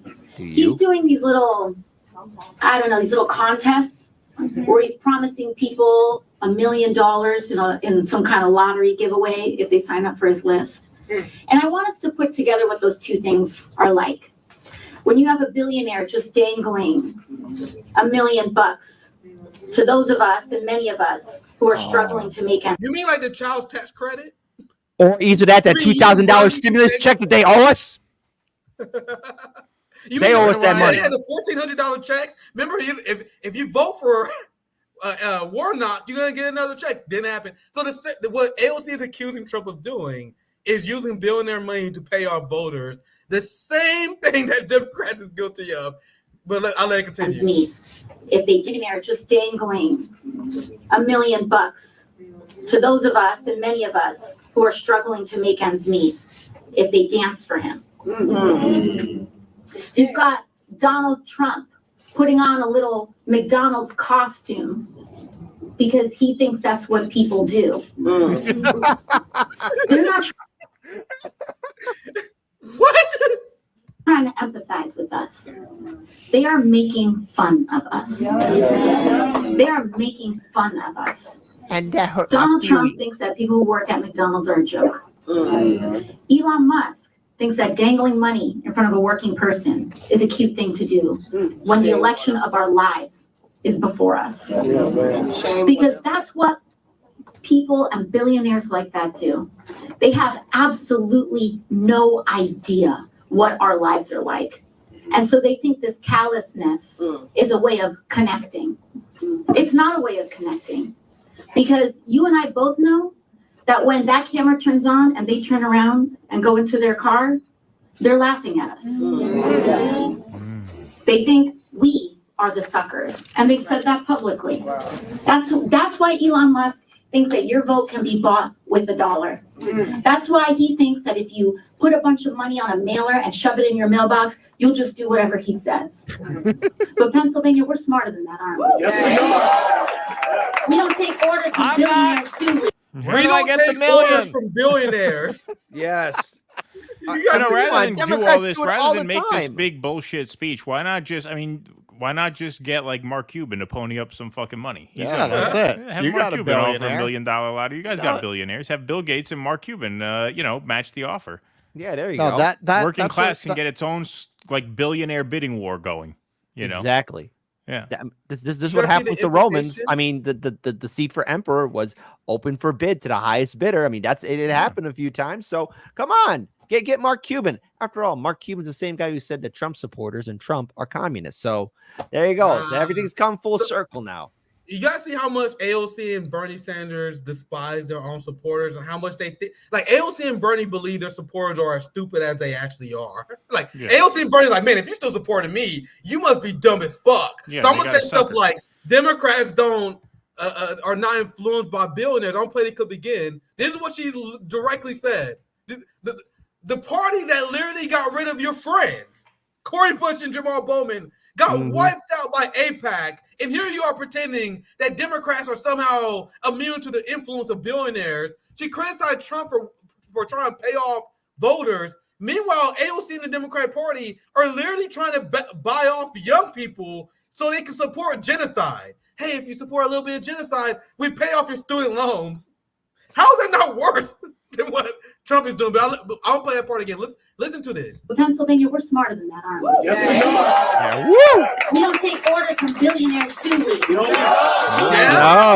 To be bought, don't we? Wait, you hear what you just said? Yep. We don't know. To be bought, don't we? No, we do not. Because we are going to elect Kamala Harris and Tim Walz and send them to the White House. We're going to fight against billionaire donors. So we're going to elect Tim Walz and Kamala Harris. What was that? Go ahead. And I love the cultural signaling she's got with the fancy MC jacket. That's right. Follow orders. She's down with the people there. She said we don't want our elections to be bought. Ignoring the fact that AIPAC completely already taken over our elections. And by the way, what she said about Trump and the McDonald's thing is complete nonsense. I mean, look, we've had plenty of terrible things to say about Trump, and we will far into the future, assuming he wins, which I think is the more likely outcome at this point. But he is the only politician who could have pulled off that McDonald's thing. No other politician could have. The way he interacted with the workers at the McDonald's, like, he knows how to schmooze people. That's what he is above anything else. He's a schmoozer. He knows how to make people feel comfortable around him. And the way he interacted with the guy teaching him the fry cooking thing, it wasn't cringe. It wasn't like he wasn't condescending to him or paid. Like, he's good at speaking to people on their level. That's why he is where he is. I'm not like he doesn't have the policy chops to back it up. He's not a friend of the working man, obviously, but he can pull that off way better than certainly Kamala would, or Obama or AOC could. Certainly. Well, the idea of any Democrat going up there and pretending that they're like the People's Party. They're like, this is some kind of grassroots. This is the second time this is coming up today. You know, Dennis Kucinich, when he came on Jimmy's show, Jimmy gave permission to ask him a question. Might have come to regret it, but I asked Dennis Kucinich if he got elected, if he would start an investigation possibly leading to the arrest of Nancy Pelosi, because she is blatantly an insider trading maven. Blatant. She outperforms all the greatest money managers in the world. Not 1 year, not a fluke. Every year. All these legendary investors. Warren Buffett, a piker compared to Pelosi. There are services where you can pay monthly to be alerted of Pelosi's trades because it's the closest thing to a sure bet there is in the stock market, to just track her investments and just make the same investment. Short what she shorts, buy what she buys. You really can't lose. She comes out like 80% a year. Nobody does that. She's clearly a fucking criminal. And this I think you're just a misogynist. You call Mama Bear. Yeah. You're just a misogynist who can't accept. You don't want to see a girl boss, girl boss. The greatest financial mind that we ever seen. Russell, stop being a hater. Exactly. Well, Kucinich shit himself. He was like, "Well, really? You don't expect me to come up here and say I want to put Nancy Pelosi in jail? I'm not gonna say that. I didn't see that. I gotta see that." And that illustrates how corrupt and oligarchic our system is. Because I believe Dennis Kucinich is a good guy, but you tell him, why, if you got into Congress, wouldn't you be trying to put Nancy Pelosi in jail for insider trading? That's funny. That's funny. That's ridiculous. It's absurd. That's when you know you're living in an oligarchy. Why is that absurd? The person is clearly breaking the law. They have clearly enriched themselves on their knowledge as a government official. Martha Stewart went to jail for less. Why is that funny? Why is it a funny idea? Well, I gotta see that, because that's definitely interesting. I'm gonna get to the last little topic here, because I'm gonna give you guys stuff on this, because the corporate media is completely panicking, and I never seen the Green Party, despite their missteps recently, never seen them as powerful as they've been right now. I do want to send out a word of caution, because I don't want to get people too invested. I don't want people to think electoral politics is the solution here, because I've seen polls where Joe Stein is at around 4 to 5%. Really? Historically, that's news to me. That is news. Yeah, historically, and I'm just throwing caution out here. You guys realize historically, the Green Party and third parties always poll better than what they actually get. Yeah. So because what happens is, because we are generally anti-duopoly. We are don't believe in sin. So we be like, oh yeah, we vote for Joe Stein, but then when the election comes, people don't actually do it. That's generally what happens, because Joe Stein, I remember in 2016, we was very excited, but she had 1%. So that was very surprising, because you felt like with all the Bernie Dem exiters, if there was ever a year they were going to do over 5, that I did not see coming. That performance. Yeah. Now, are those vote counts legit? Who knows? Yeah, I think that's the golden question. But I want you guys to respond to this article, and I'm gonna show you guys a short clip from MSNBC completely wetting their bed over Joe Stein. I want to give you guys thoughts on the state of the third party movement. But look at this headline from the New York Times, and this kind of sum up the Stein meltdown, which I've been greatly enjoying. been witnessing this meltdown.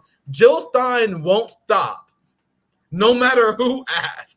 Oh no! Oh no, guys! Joe Stein, can you please don't run in our democracy? Can you please don't give people an alternative? Guys, we asked you guys to stop a genocide. You guys won't stop a genocide despite us asking you guys to do that. But you guys want Joe Stein to stop running, and they're painting her as the bad guy for simply engaging in democracy. So I'm gonna play. We don't want to watch the whole thing because it's simply just a hit job. But these segments are coming more and more frequently, where there's just a full-fledged libelous assault on Joe Stein. Let's watch this video, and I want you guys to respond. Congresswoman Alexandria Ocasio-Cortez has had enough of Jill Stein, the Green Party candidate. Now do you guys see the role of AOC? Had enough.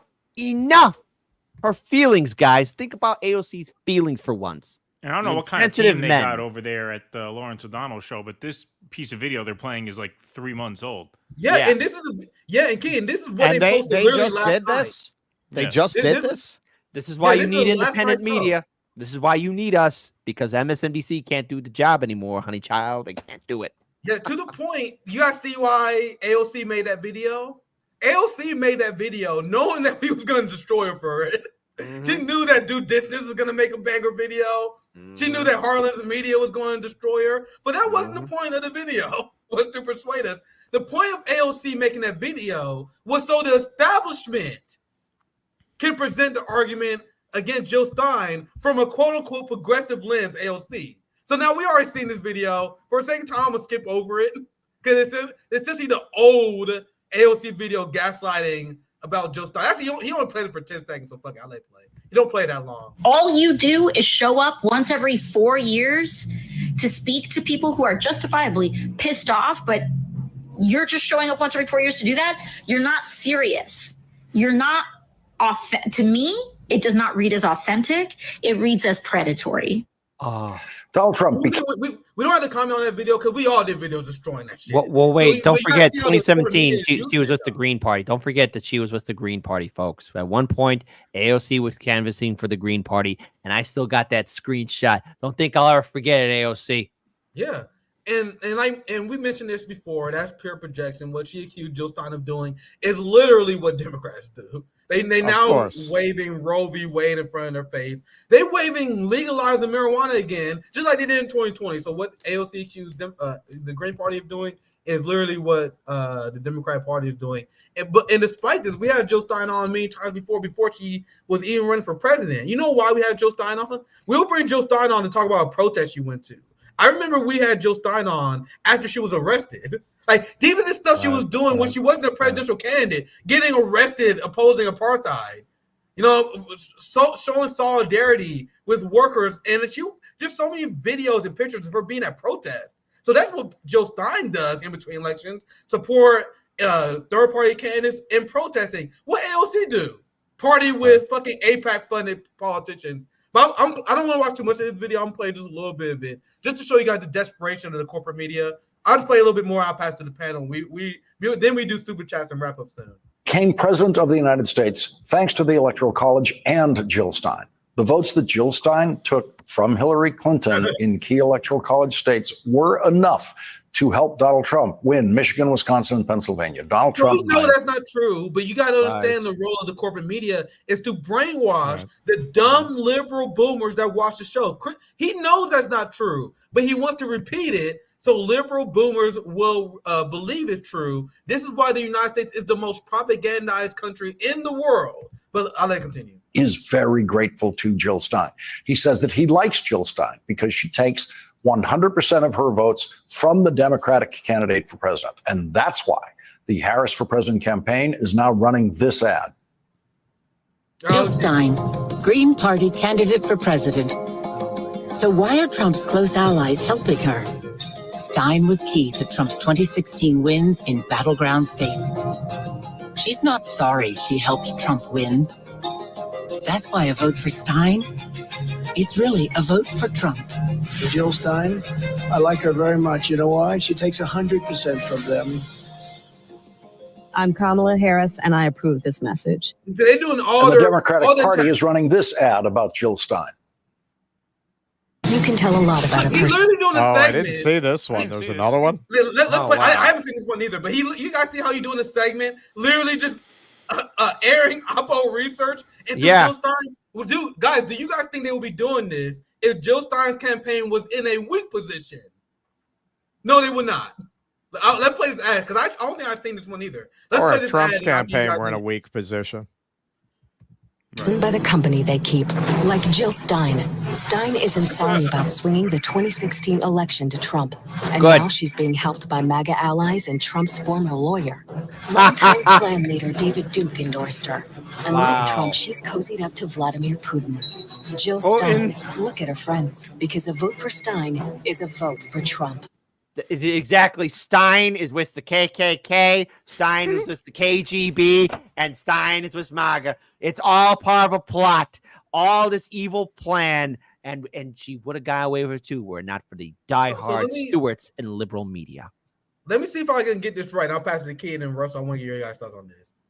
Let me get this straight. Apparently, Jill Stein is evil because she worked with MAGA Republicans in order to get on the ballot. But Kamala is good, even though she's literally working with Dick Cheney, Liz Cheney, and the Lincoln Project full of Bush-era Republicans. Someone make it make sense. Kean and Russell, what's your guys' response? Well, I mean, first of all, the irony is, of course, Lawrence O'Donnell is in that viral video clip from way back where he talks about how, the Democrats will never take the left seriously until they vote third party. And now he's doing segments like this. I think that's noteworthy. But also, I think, and I asked Jill Stein this when we interviewed her, and frankly, I wish her answer was a lot better. I think they should embrace the accusation that they take votes away from Kamala, and that they take votes from Hillary Clinton, even if it's not true to a large extent. Which, look, to a large extent, it is true that they give would-be non-voters a chance to go out and vote, but to some extent, they take votes from Democrats. Like, I convinced my wife to vote green this election. If she didn't vote green, she'd vote Democrat. You were going to leave her? Yeah, no, I'm saying if she didn't vote green, she'd vote Democrat. So there, I took a vote from Kamala and gave it to Jill Stein. Why are they afraid? Why is the Green Party afraid to embrace that? That's bullshit, quite frankly. They should. That's what gives them more power because, look, be real, everybody. They're not going to get 5%. They're not going to get anywhere near 5%. They'd be lucky to get 2% in my view. I don't know that they'll crack 1%. If I had to guess, I guess their vote total is going to be between 0.8% and 1.4%. That's what I think. But that's not really the important thing. The flex, not so much for the Greens, which I'm not really invested in as an organization. I'm voting for Jill Stein in solidarity with the abandoned Harris Muslims and Arabs who want me to vote for Jill Stein. So I'm happy to do them that favor under these circumstances, given what they've been through this past year. That's a no-brainer for me. But it is a major flex for the pro-Palestine movements if the swing states that Kamala loses, if in the swing states Kamala loses, Jill Stein's vote total is greater than Kamala's margin of defeat, that is a flex for the pro-Palestine movement, which means it doesn't really matter whether she gets 3% or 4% or whatever. Whatever the number is, if you can affect the outcome of the election, that is a flex. That is a flex that, regrettably, the Greens, for whatever fucking reason, and I'll have a lot more to say about this after Election Day. I'm trying to be a good soldier for the Abandoned Harris movement now and keep my mouth shut about this for a couple more weeks because I think we should do Muslim and Arab Americans this favor that they want us to do, but they should be embracing that. They should not be running from that. Shama Sawan embraces that. You saw the footage. I'm sure everybody has seen the footage. Shama Sawan, we have to be honest, we are not in a position to win, but we are in a position to cost Kamala the election. We should state loudly and proudly that is our goal. We are not going to back down from that before the election. We are not going to apologize for that after the election. That is the goal. The vote total doesn't really matter. Where the votes come from don't really matter. You have to be proud of your ability to affect the outcome. That is what gives you power. And and so even if they don't get anywhere near 5%, which I don't think they will, if they can influence the outcome, if her vote totals, if the Greens' vote totals are greater than Trump's margin of victory in swing states, that is a major flex. That is the best case scenario, and I 100% agree. That's what I've been advocating for the Green Party to embrace our flex of power. No longer being an alternative party, because the Green Party had positioned itself as an alternative party. We're not an alternative party. We are an oppositional party. We need to be oppositional to the Democratic Party. What do oppositional parties do? We try to steal support from the other side. Right. The entire point of an election is that you steal votes from other candidates, and you want other candidates to have less. So why should we ever apologize for stealing votes from the Democratic Party? But anyway, Russell, I'll give you last thoughts, and we get super chats. I don't want to take too much more of your guys' time. Russell, anything you want to add? Yeah, it's really a good question why they don't want to lean into that, because why do you exist? You're not, by being more conciliatory, you're not winning the libs. No, they're not. They're not. Elizabeth Warren was too much for these fucking people. Yep. You think you're gonna bring them around? They're never coming around to you. So be the bad wrestler they think you are. Right. Be the villain. heel. Be the villain. That's damn right. I'm gonna cost you the election, and that's so obvious. It's hard to really understand why they don't seem to want to embrace that. But as Keaton says, we're supporting. We'll have more to say after the election. Yeah, yes, Which exactly. is fair. And that's what I did yesterday. I did a stream yesterday with Q and Carl Zah, where we explained what Butch Ware and what I believe Shama gets wrong on China. I think it was an undisputed takedown of the anti-China position. But you guys realize that is what it means to be in solidarity and coalition with each other. If we are building a broad anti-genocide coalition, there will be times where people say and do stuff we disagree with. But what you do in that situation is educate, continue to make the argument and improve the movement. And if they don't just at that point, that's when you gotta move on, because that's where I'm at the point right now. I'm tired of the empire talking points where I'm gonna continue to educate. And after election, if you guys still pushing that anti-China bullshit, I'm done. RBN's done. That's our position. Well, but anyway, this is a receipt I didn't have time for. I'm gonna just read it because we're gonna wrap up here soon. Democrats, and this is on Bloomberg. I'm quickly summing this up, where they just openly advocating against democracy because of Jill Stein. Where they said Democrats are going to have to look at the situation and figure out how to stop her from running again. These are kind of conversations that the democracy savers are having. Big shout out to Case Study QB for highlighting that. Keen, I think you wanted to say something, and then we get into super chat before you wrap up. Yeah, I was just going to say very briefly about Butch Ware and all that. Look, I personally am speaking for myself, do not feel that the Green Party is a viable vehicle to spearhead the left movement moving forward after this November. I think they are a stick we get to swing at the Democrats on November 5th. Palestinian Americans are asking us to swing that stick as hard as we can. That's why I'm happy to vote for Jill Stein and Butch Ware. Moving forward, I'm not terribly invested. I'm not invested at all in what Butch Ware has to say about fucking anything, because after Election Day, we're never going to hear from this fucking guy again. So, like, you know, I mean, it's fine to, like, yeah, I mean, like, I think what you're saying is absolutely right. You need a broad coalition, and not everybody's going to be on the same page, and so you educate and you sort of approach it in that way.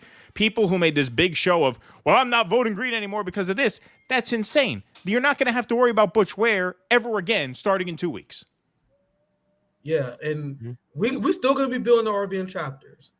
I still advocate for everyone to do their part, engaging in mutual aid, direct action, get in local politics. And I'm speaking directly to my communists. This is we on the RBN. If you're a communist and socialist, if you don't have a communist and socialist organization that you either formed or you're a part of, you're not a socialist and communist. You're a fan of the ideology.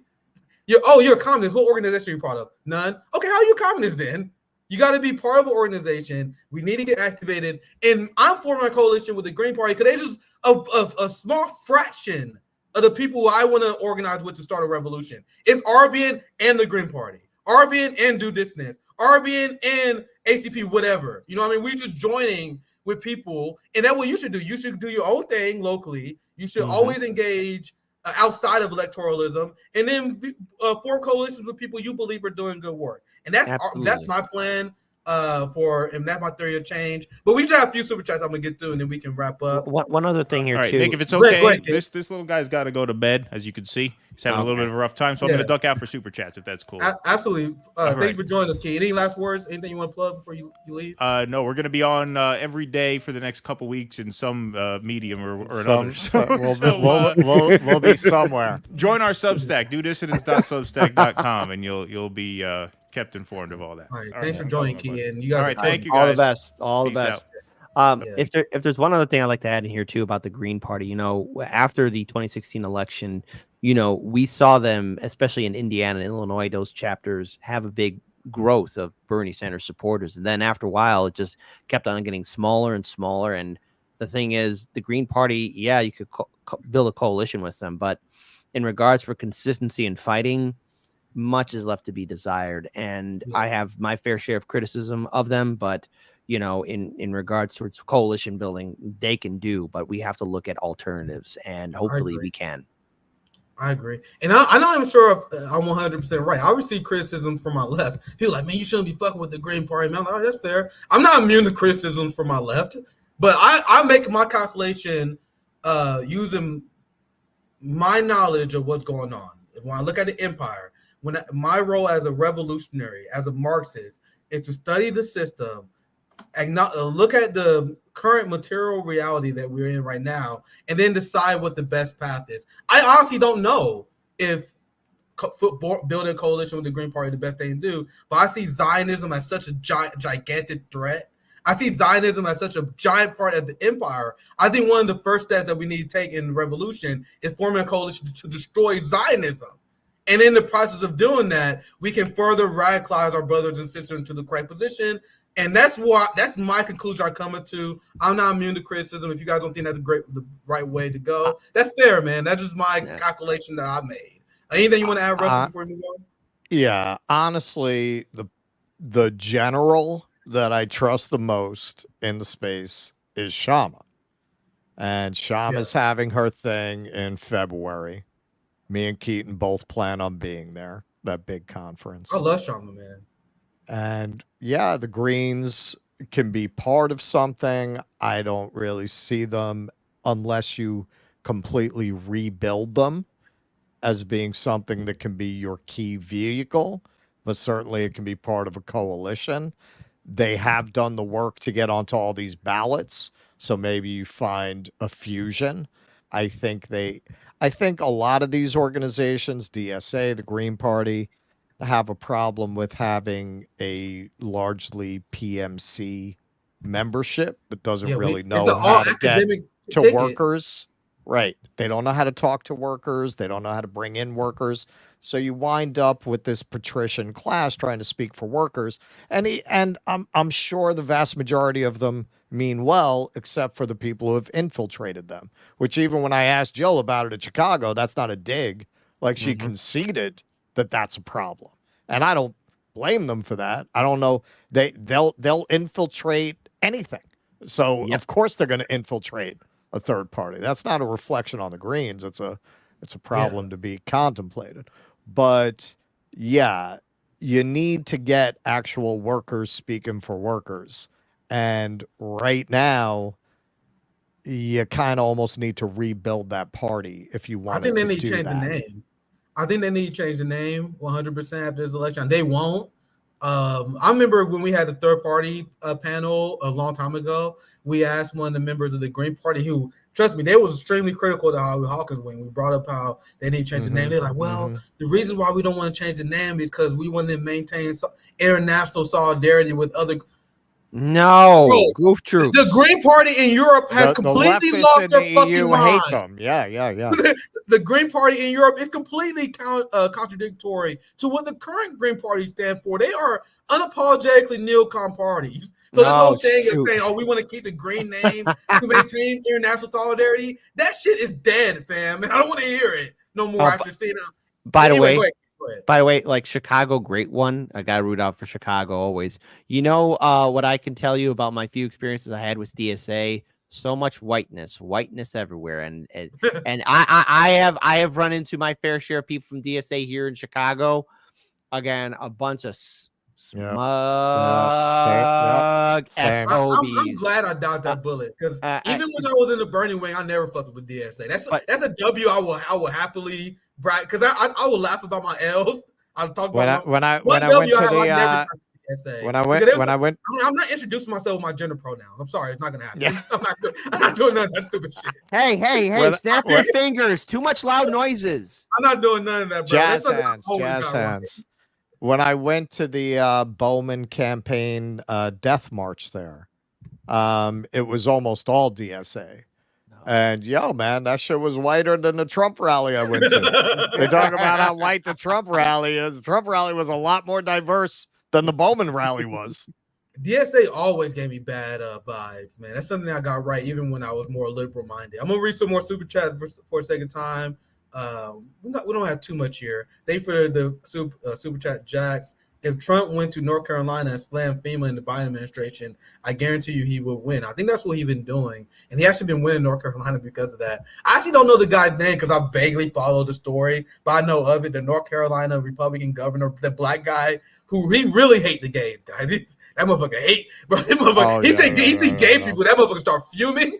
But anyway, he got caught in a scandal because he used to be a troll on porn websites. And he used to talk about how he used to bang trannies and shit. Bro, not only did he it's worse than that. Go ahead, tell me the story, Russell. You probably know more than I do. Oh man, we did because We did the segment on the Rumble side because we couldn't even do that shit on YouTube, man. Come on, man. Yo, man, he was talking about how he was fucking his wife's sister and how she would pee on him. All this nasty. He would talk about how much. Now, without getting too graphic, he talked a lot about how he likes certain smells. Jesus Christ.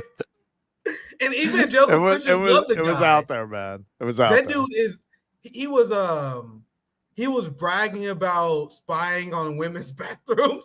Yeah. And evangelical Christians fuck with him even though he's a fucking pervert because he has a raging hatred of gay people. Like you can be the most fucking blasphemous motherfucker in the world. You can the guy praised Hitler.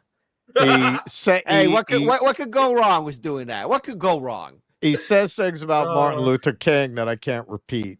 Dude, one of the funniest stories I didn't have the time to cover on RBN. I didn't cover that story, but it was one of the funniest shit. That story was so funny. And despite that, bro, Democrats are losing.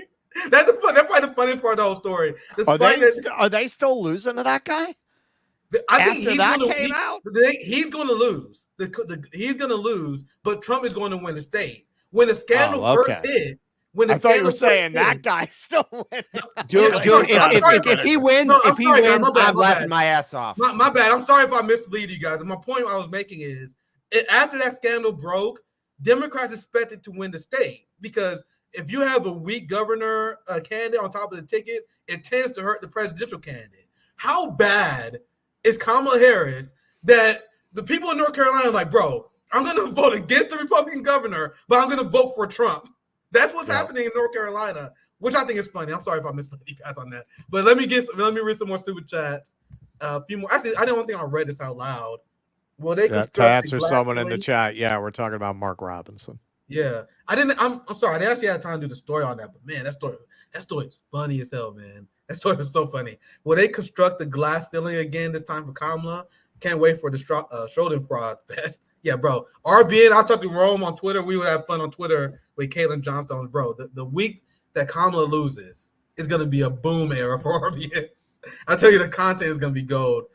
We left off here. Thanks for the $5. Gareth, it's the last days of Rome here in the West, and I'm just here for the wine and orgies. Hell booches. Thank you, Gareth. Thank you for $5. Great panel. Keep revealing the truth. We see you, comrades, as 4 black men, 3 in white face. I give them a black card. Black Forest reparations. Hashtag Black Forest to vote. I like it. According to the ADL, I'm a raging anti-Semite, but I'm willing to give a black card. Yeah, I saw that. We did a segment about that. Yeah, so, it's pretty funny, man. They were the first big channel to invite us on. It's a very strange choice for anti-Semites to boost us. Yeah, dude, the amount of anti-Zionist Jewish people that we platform, and that's why Zionism is the height of anti-Semitism. Anti-Zionist Jews are repressed under Zionism. One of the people that Cutler, I don't remember her name, the Facebook, Instagram Israeli policy chief, she went after Jews for Palestine. So you had a Zionist that was advocating for the censorship of anti-Zionist Jews based on the position of Israel. So aren't they the real anti-Semites? Anyway, that would be a question rational society.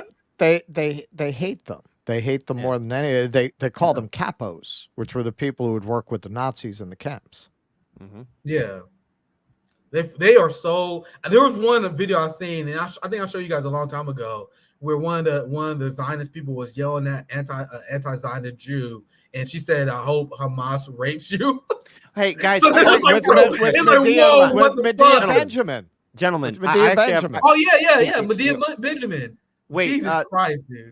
Real quick, Rebel Pack, is it still associated with TYT? Because I think their founder Brianna Wu actually tweeted out like Princess Daisy from Mario Brothers with the Zionists. Are they still associated with TYT? Is Jenk still associated with that Rebel Pack thing? I don't know why it just came in my mind, but I was wondering if that's the case still. Yeah, Brianna Wu, she's one sick bitch, that one. Yeah, no, she is. Hey, Jenk, once again, really great job in vetting people, Janky. Thanks for 499, Janice. I'm really hoping the hidden vote this election is those in solidarity with our Arab American friends and neighbors.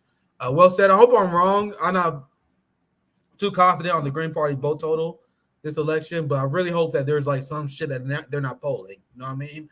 I hope that they can't or they haven't been able to capture the true anti-genocide coalition that's building. But maybe that's just pure cope on my end.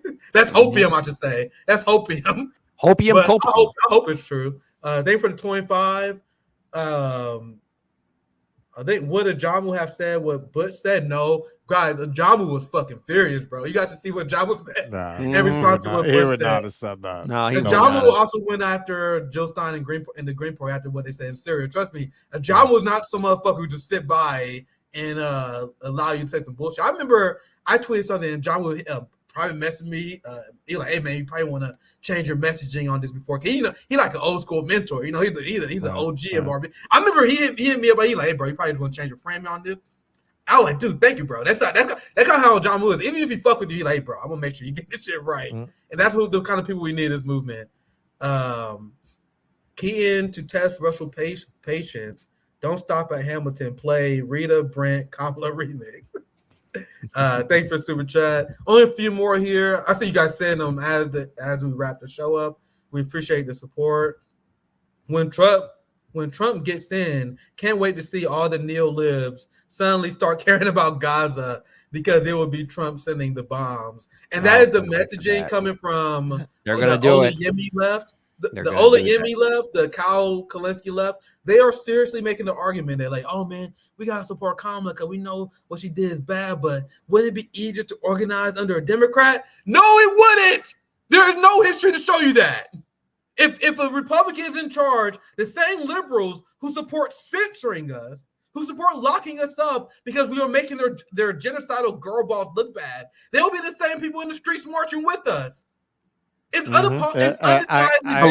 LARPers would be out. They would be out, man. These are people who fantasize in being resistance fighters, but at the end of the day, when they have to finally step up, they'll never do it. They're more than happy just to pretend because they're fake, and I can't wait to call them out if Trump wins. There's so many people I'm looking forward to seeing. There's so many people I'm looking forward to seeing.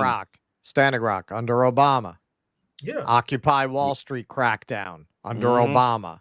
So what makes you think that the crackdown on the student protesters right now under Biden? So on what basis would you think that?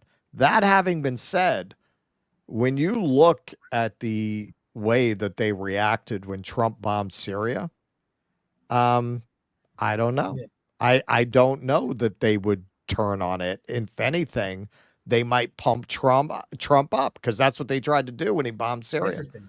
All of a sudden, to quote the great Leonard Cohen, you remember that? I think that was Brian Williams. The beauty of our rockets. Van Jones. Tonight that's a legitimately good point, Russell. That's a legitimately good point. Who knows, man? But liberals have no their depravity doesn't. They'll follow what the media tells them, and if Trump gives them what they want militarily, I guess I'm still shocked. They tried to do that with Syria. They might just start to say, "Well, now Donald Trump has learned from his time in the wilderness. He's learned how to be commander in chief." And the libs will just whatever they tell him. You know what? I used to hate him, but now I think he's gotten really good. Now he really changed. I think you raise a great point, Russell. That's legitimate. I think the TYT progressive wing, we will force them to be more activated. I think you're 100% right. That's an interesting point of view because it's crazy how liberals still shock me to this day with their depravity. I'd be like, damn, I didn't think liberals could still surprise me, but I wouldn't be surprised. In fact, I seen Brianna Wu, I seen many liberals on Twitter saying stuff like, man, no matter who wins this election, no matter what happens this election, we got to get rid of the pro-Palestine terrorist liberal scum from our party. And my reaction was, I wish you fucking would. Like, I've been wanting you guys to do this purge a leftist from the Democratic Party. That will only benefit who? The post-duopoly movement. But anyway, for a second time, let me read a few more of these super chats and we can wrap up. We almost done here.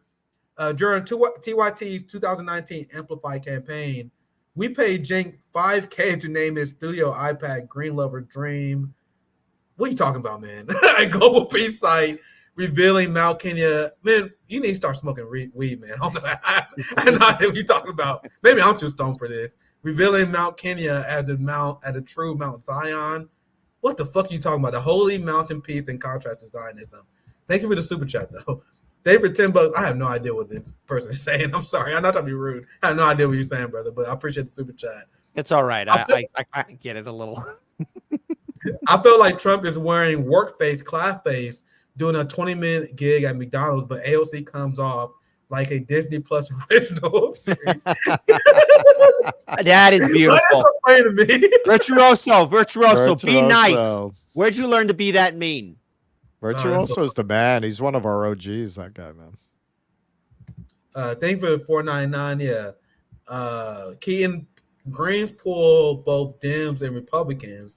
Exit polls in 2016, Stein voters, if she wasn't an option, 40% not voting, 35% Democrat, 25% Republican. Thank you for the super chat, Janice. Thank you for the $10, Quintessential. And on that point, this is actually why, like what Jill Stein says and the Green Party says, is not accurate, right? Because based on the exit polls, you are taking from them. So like this is a success, right? But anyway, let me move on, because I'm like, yeah, so what the Green Party should be saying is there will be 35% of our voters who would have voted for the Democratic Party if we didn't persuade them not to. You know, so that's a flex of our power. Anyway, let's move on. We're almost done. Thank you for the $10, Quintessential.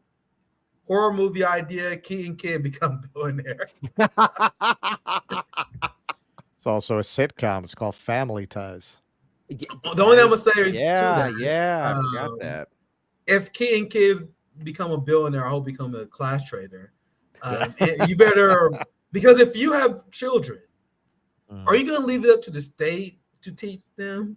You know, the person who lied up, the state that lies about everything, the state that told me growing up that the genocide of the Native Americans wasn't that bad. Don't you know we met up once a year and ate turkey together? Like, the way they presented the genocide of the Native Americans was so confusing. So what I'm advocating for is unapologetically teach your children, brainwash them, because if you don't get to them first, capitalist propaganda will. Ask Pete Buttigieg's father, ask Kamala Harris's father. There's a long tradition of radicals who have children, but then the radical gives them a better life than they have. And then their children grows up to be class trader, bourgeoisie scum. So if Keaton starts radicalizing his child right now, if his child become a billionaire, it's more likely that there will be a class trader. Anyway, that's the only thing I'd add to that. He's considering homeschooling, actually. He hasn't made a decision. He can make the next Batman. Keaton, you got to make the next Batman. Come on, man. We need Batman.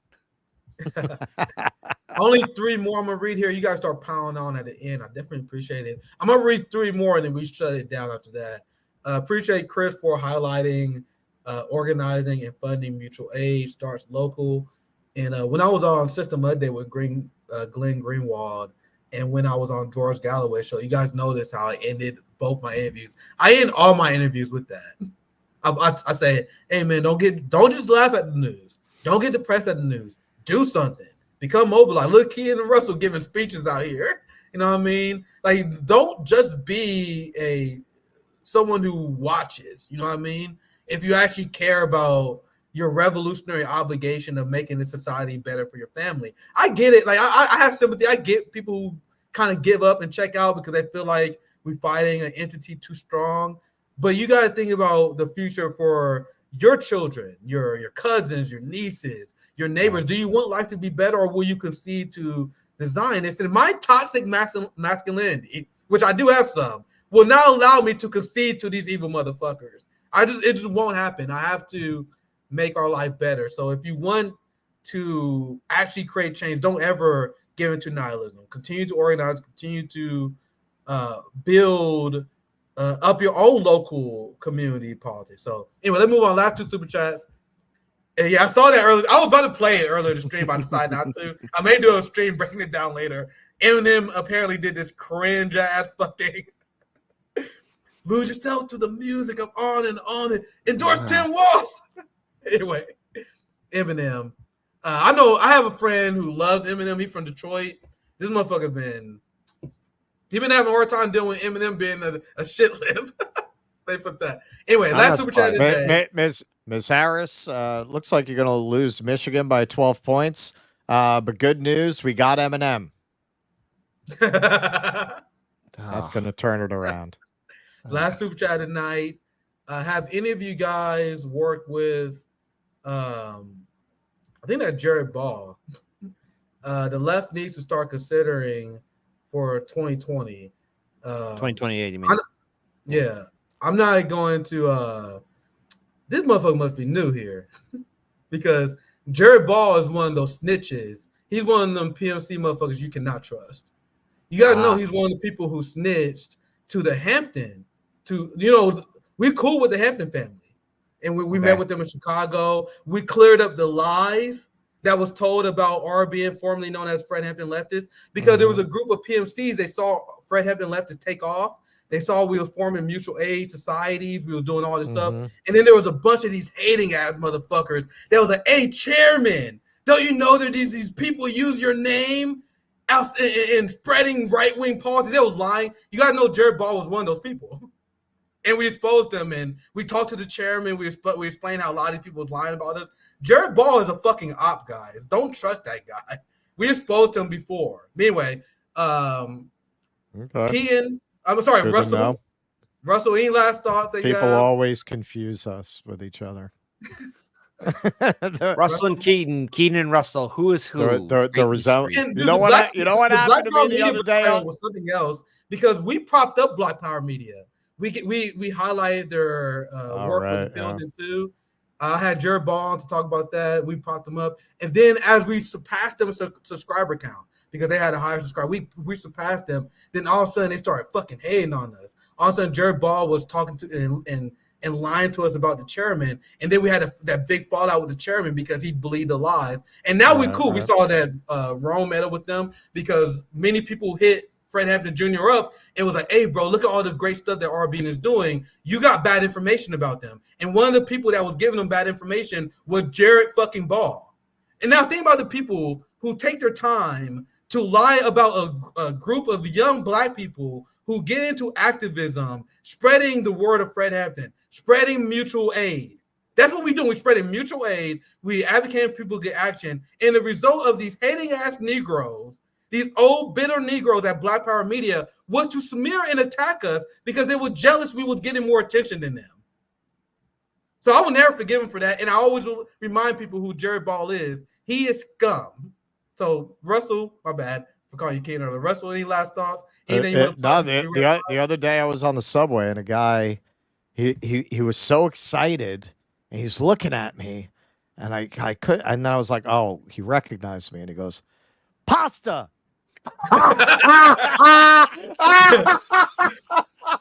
Dude, the amount of white liberals who hate me on Twitter who call me Nico House. I hate really? Man, wow. Yeah, I mean, there was a viral tweet where I called some motherfucker out for that.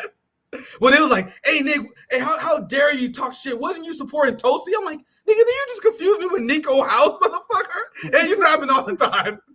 It's like, bro, me and Nico look nothing alike. I know. Thanks for exposing yourself. Oh, shoot, man. Hey, guys, that's why I'm iconic. I can't be confused for nobody. I can't be confused for nobody. I'm iconic. So that's how it's always been all the time, every time. That's true. You don't look like anyone in the space. That's right. Exactly. There's only one original recipe, Kit Cabello. There you go. Y'all know where to find us. Do Dissidents. We got a busy weekend. We're going to be at Jose's concert fundraiser this weekend. Jimmy Dore is going to be there. Lawrence Wilkerson, Scott Ritter. And then me and Keaton are both doing that. And then I'm doing Scott Ritter's Sunday brunch. I'm going to be on a panel. And Danny Haifung's going to that. Garland, they're, all going to be on panels. Garland Nixon. And this weekend if you're in the New York area, is my Weird New York tour, where I go to the site of a Weather Underground bombing, Triangle Shirtwaist Factory fire, MK Ultra, Safe House from back in the day where they used to experiment on people. There are a few tickets left for Friday. Saturday sold out. If you go to Eventbrite, Weird New York, it'll come up if you put in the keywords. Outstanding. Kid, your morning show is always a banger. What you got coming up? Well, folks, we got ourselves a super Wednesday, Wicked Wednesday show tomorrow. Plus, a little bit, guys. I don't mean to talk too much, but a little heads up. We're gonna be talking about how good old Tim Pool is taking his ball and going home and shutting down shop, because apparently he's like so angry at his staff. He's shutting everything down. He seems to be stressed. And Tim, you're from Chicago, man. You just can't quit. That's not the Chicago way. We keep on going forward. But as always, live Monday through Friday, 9 a.m. Central, YouTube, Rumble, Rockfin, Odyssey, and Kick. Seriously, Due Dissidents, RBN, you guys were such a big support for us early this year. And to everybody in the live stream audience, thank you so much for your support. I'm going to see you guys sharp Wednesday morning, 9 a.m. Put some whiskey in your coffee, grab yourself a mimosa, smoke a bowl, do some shrooms, shoot out some cocoa leaves, whatever you need to do to get you through that Wicked Wednesday morning. Tim Pool is one of those beta male cucks I was talking about. He was. I fucking met him at Rescue the Republic. Really? Yeah. He's such a fucking beta because he was asked on the show about Israeli influence in the United States election and how Israel is pushing censorship on Americans. He's supposed to be the free speech guy. And his response was to say many people on the left has Israel derangement syndrome. That's what he said.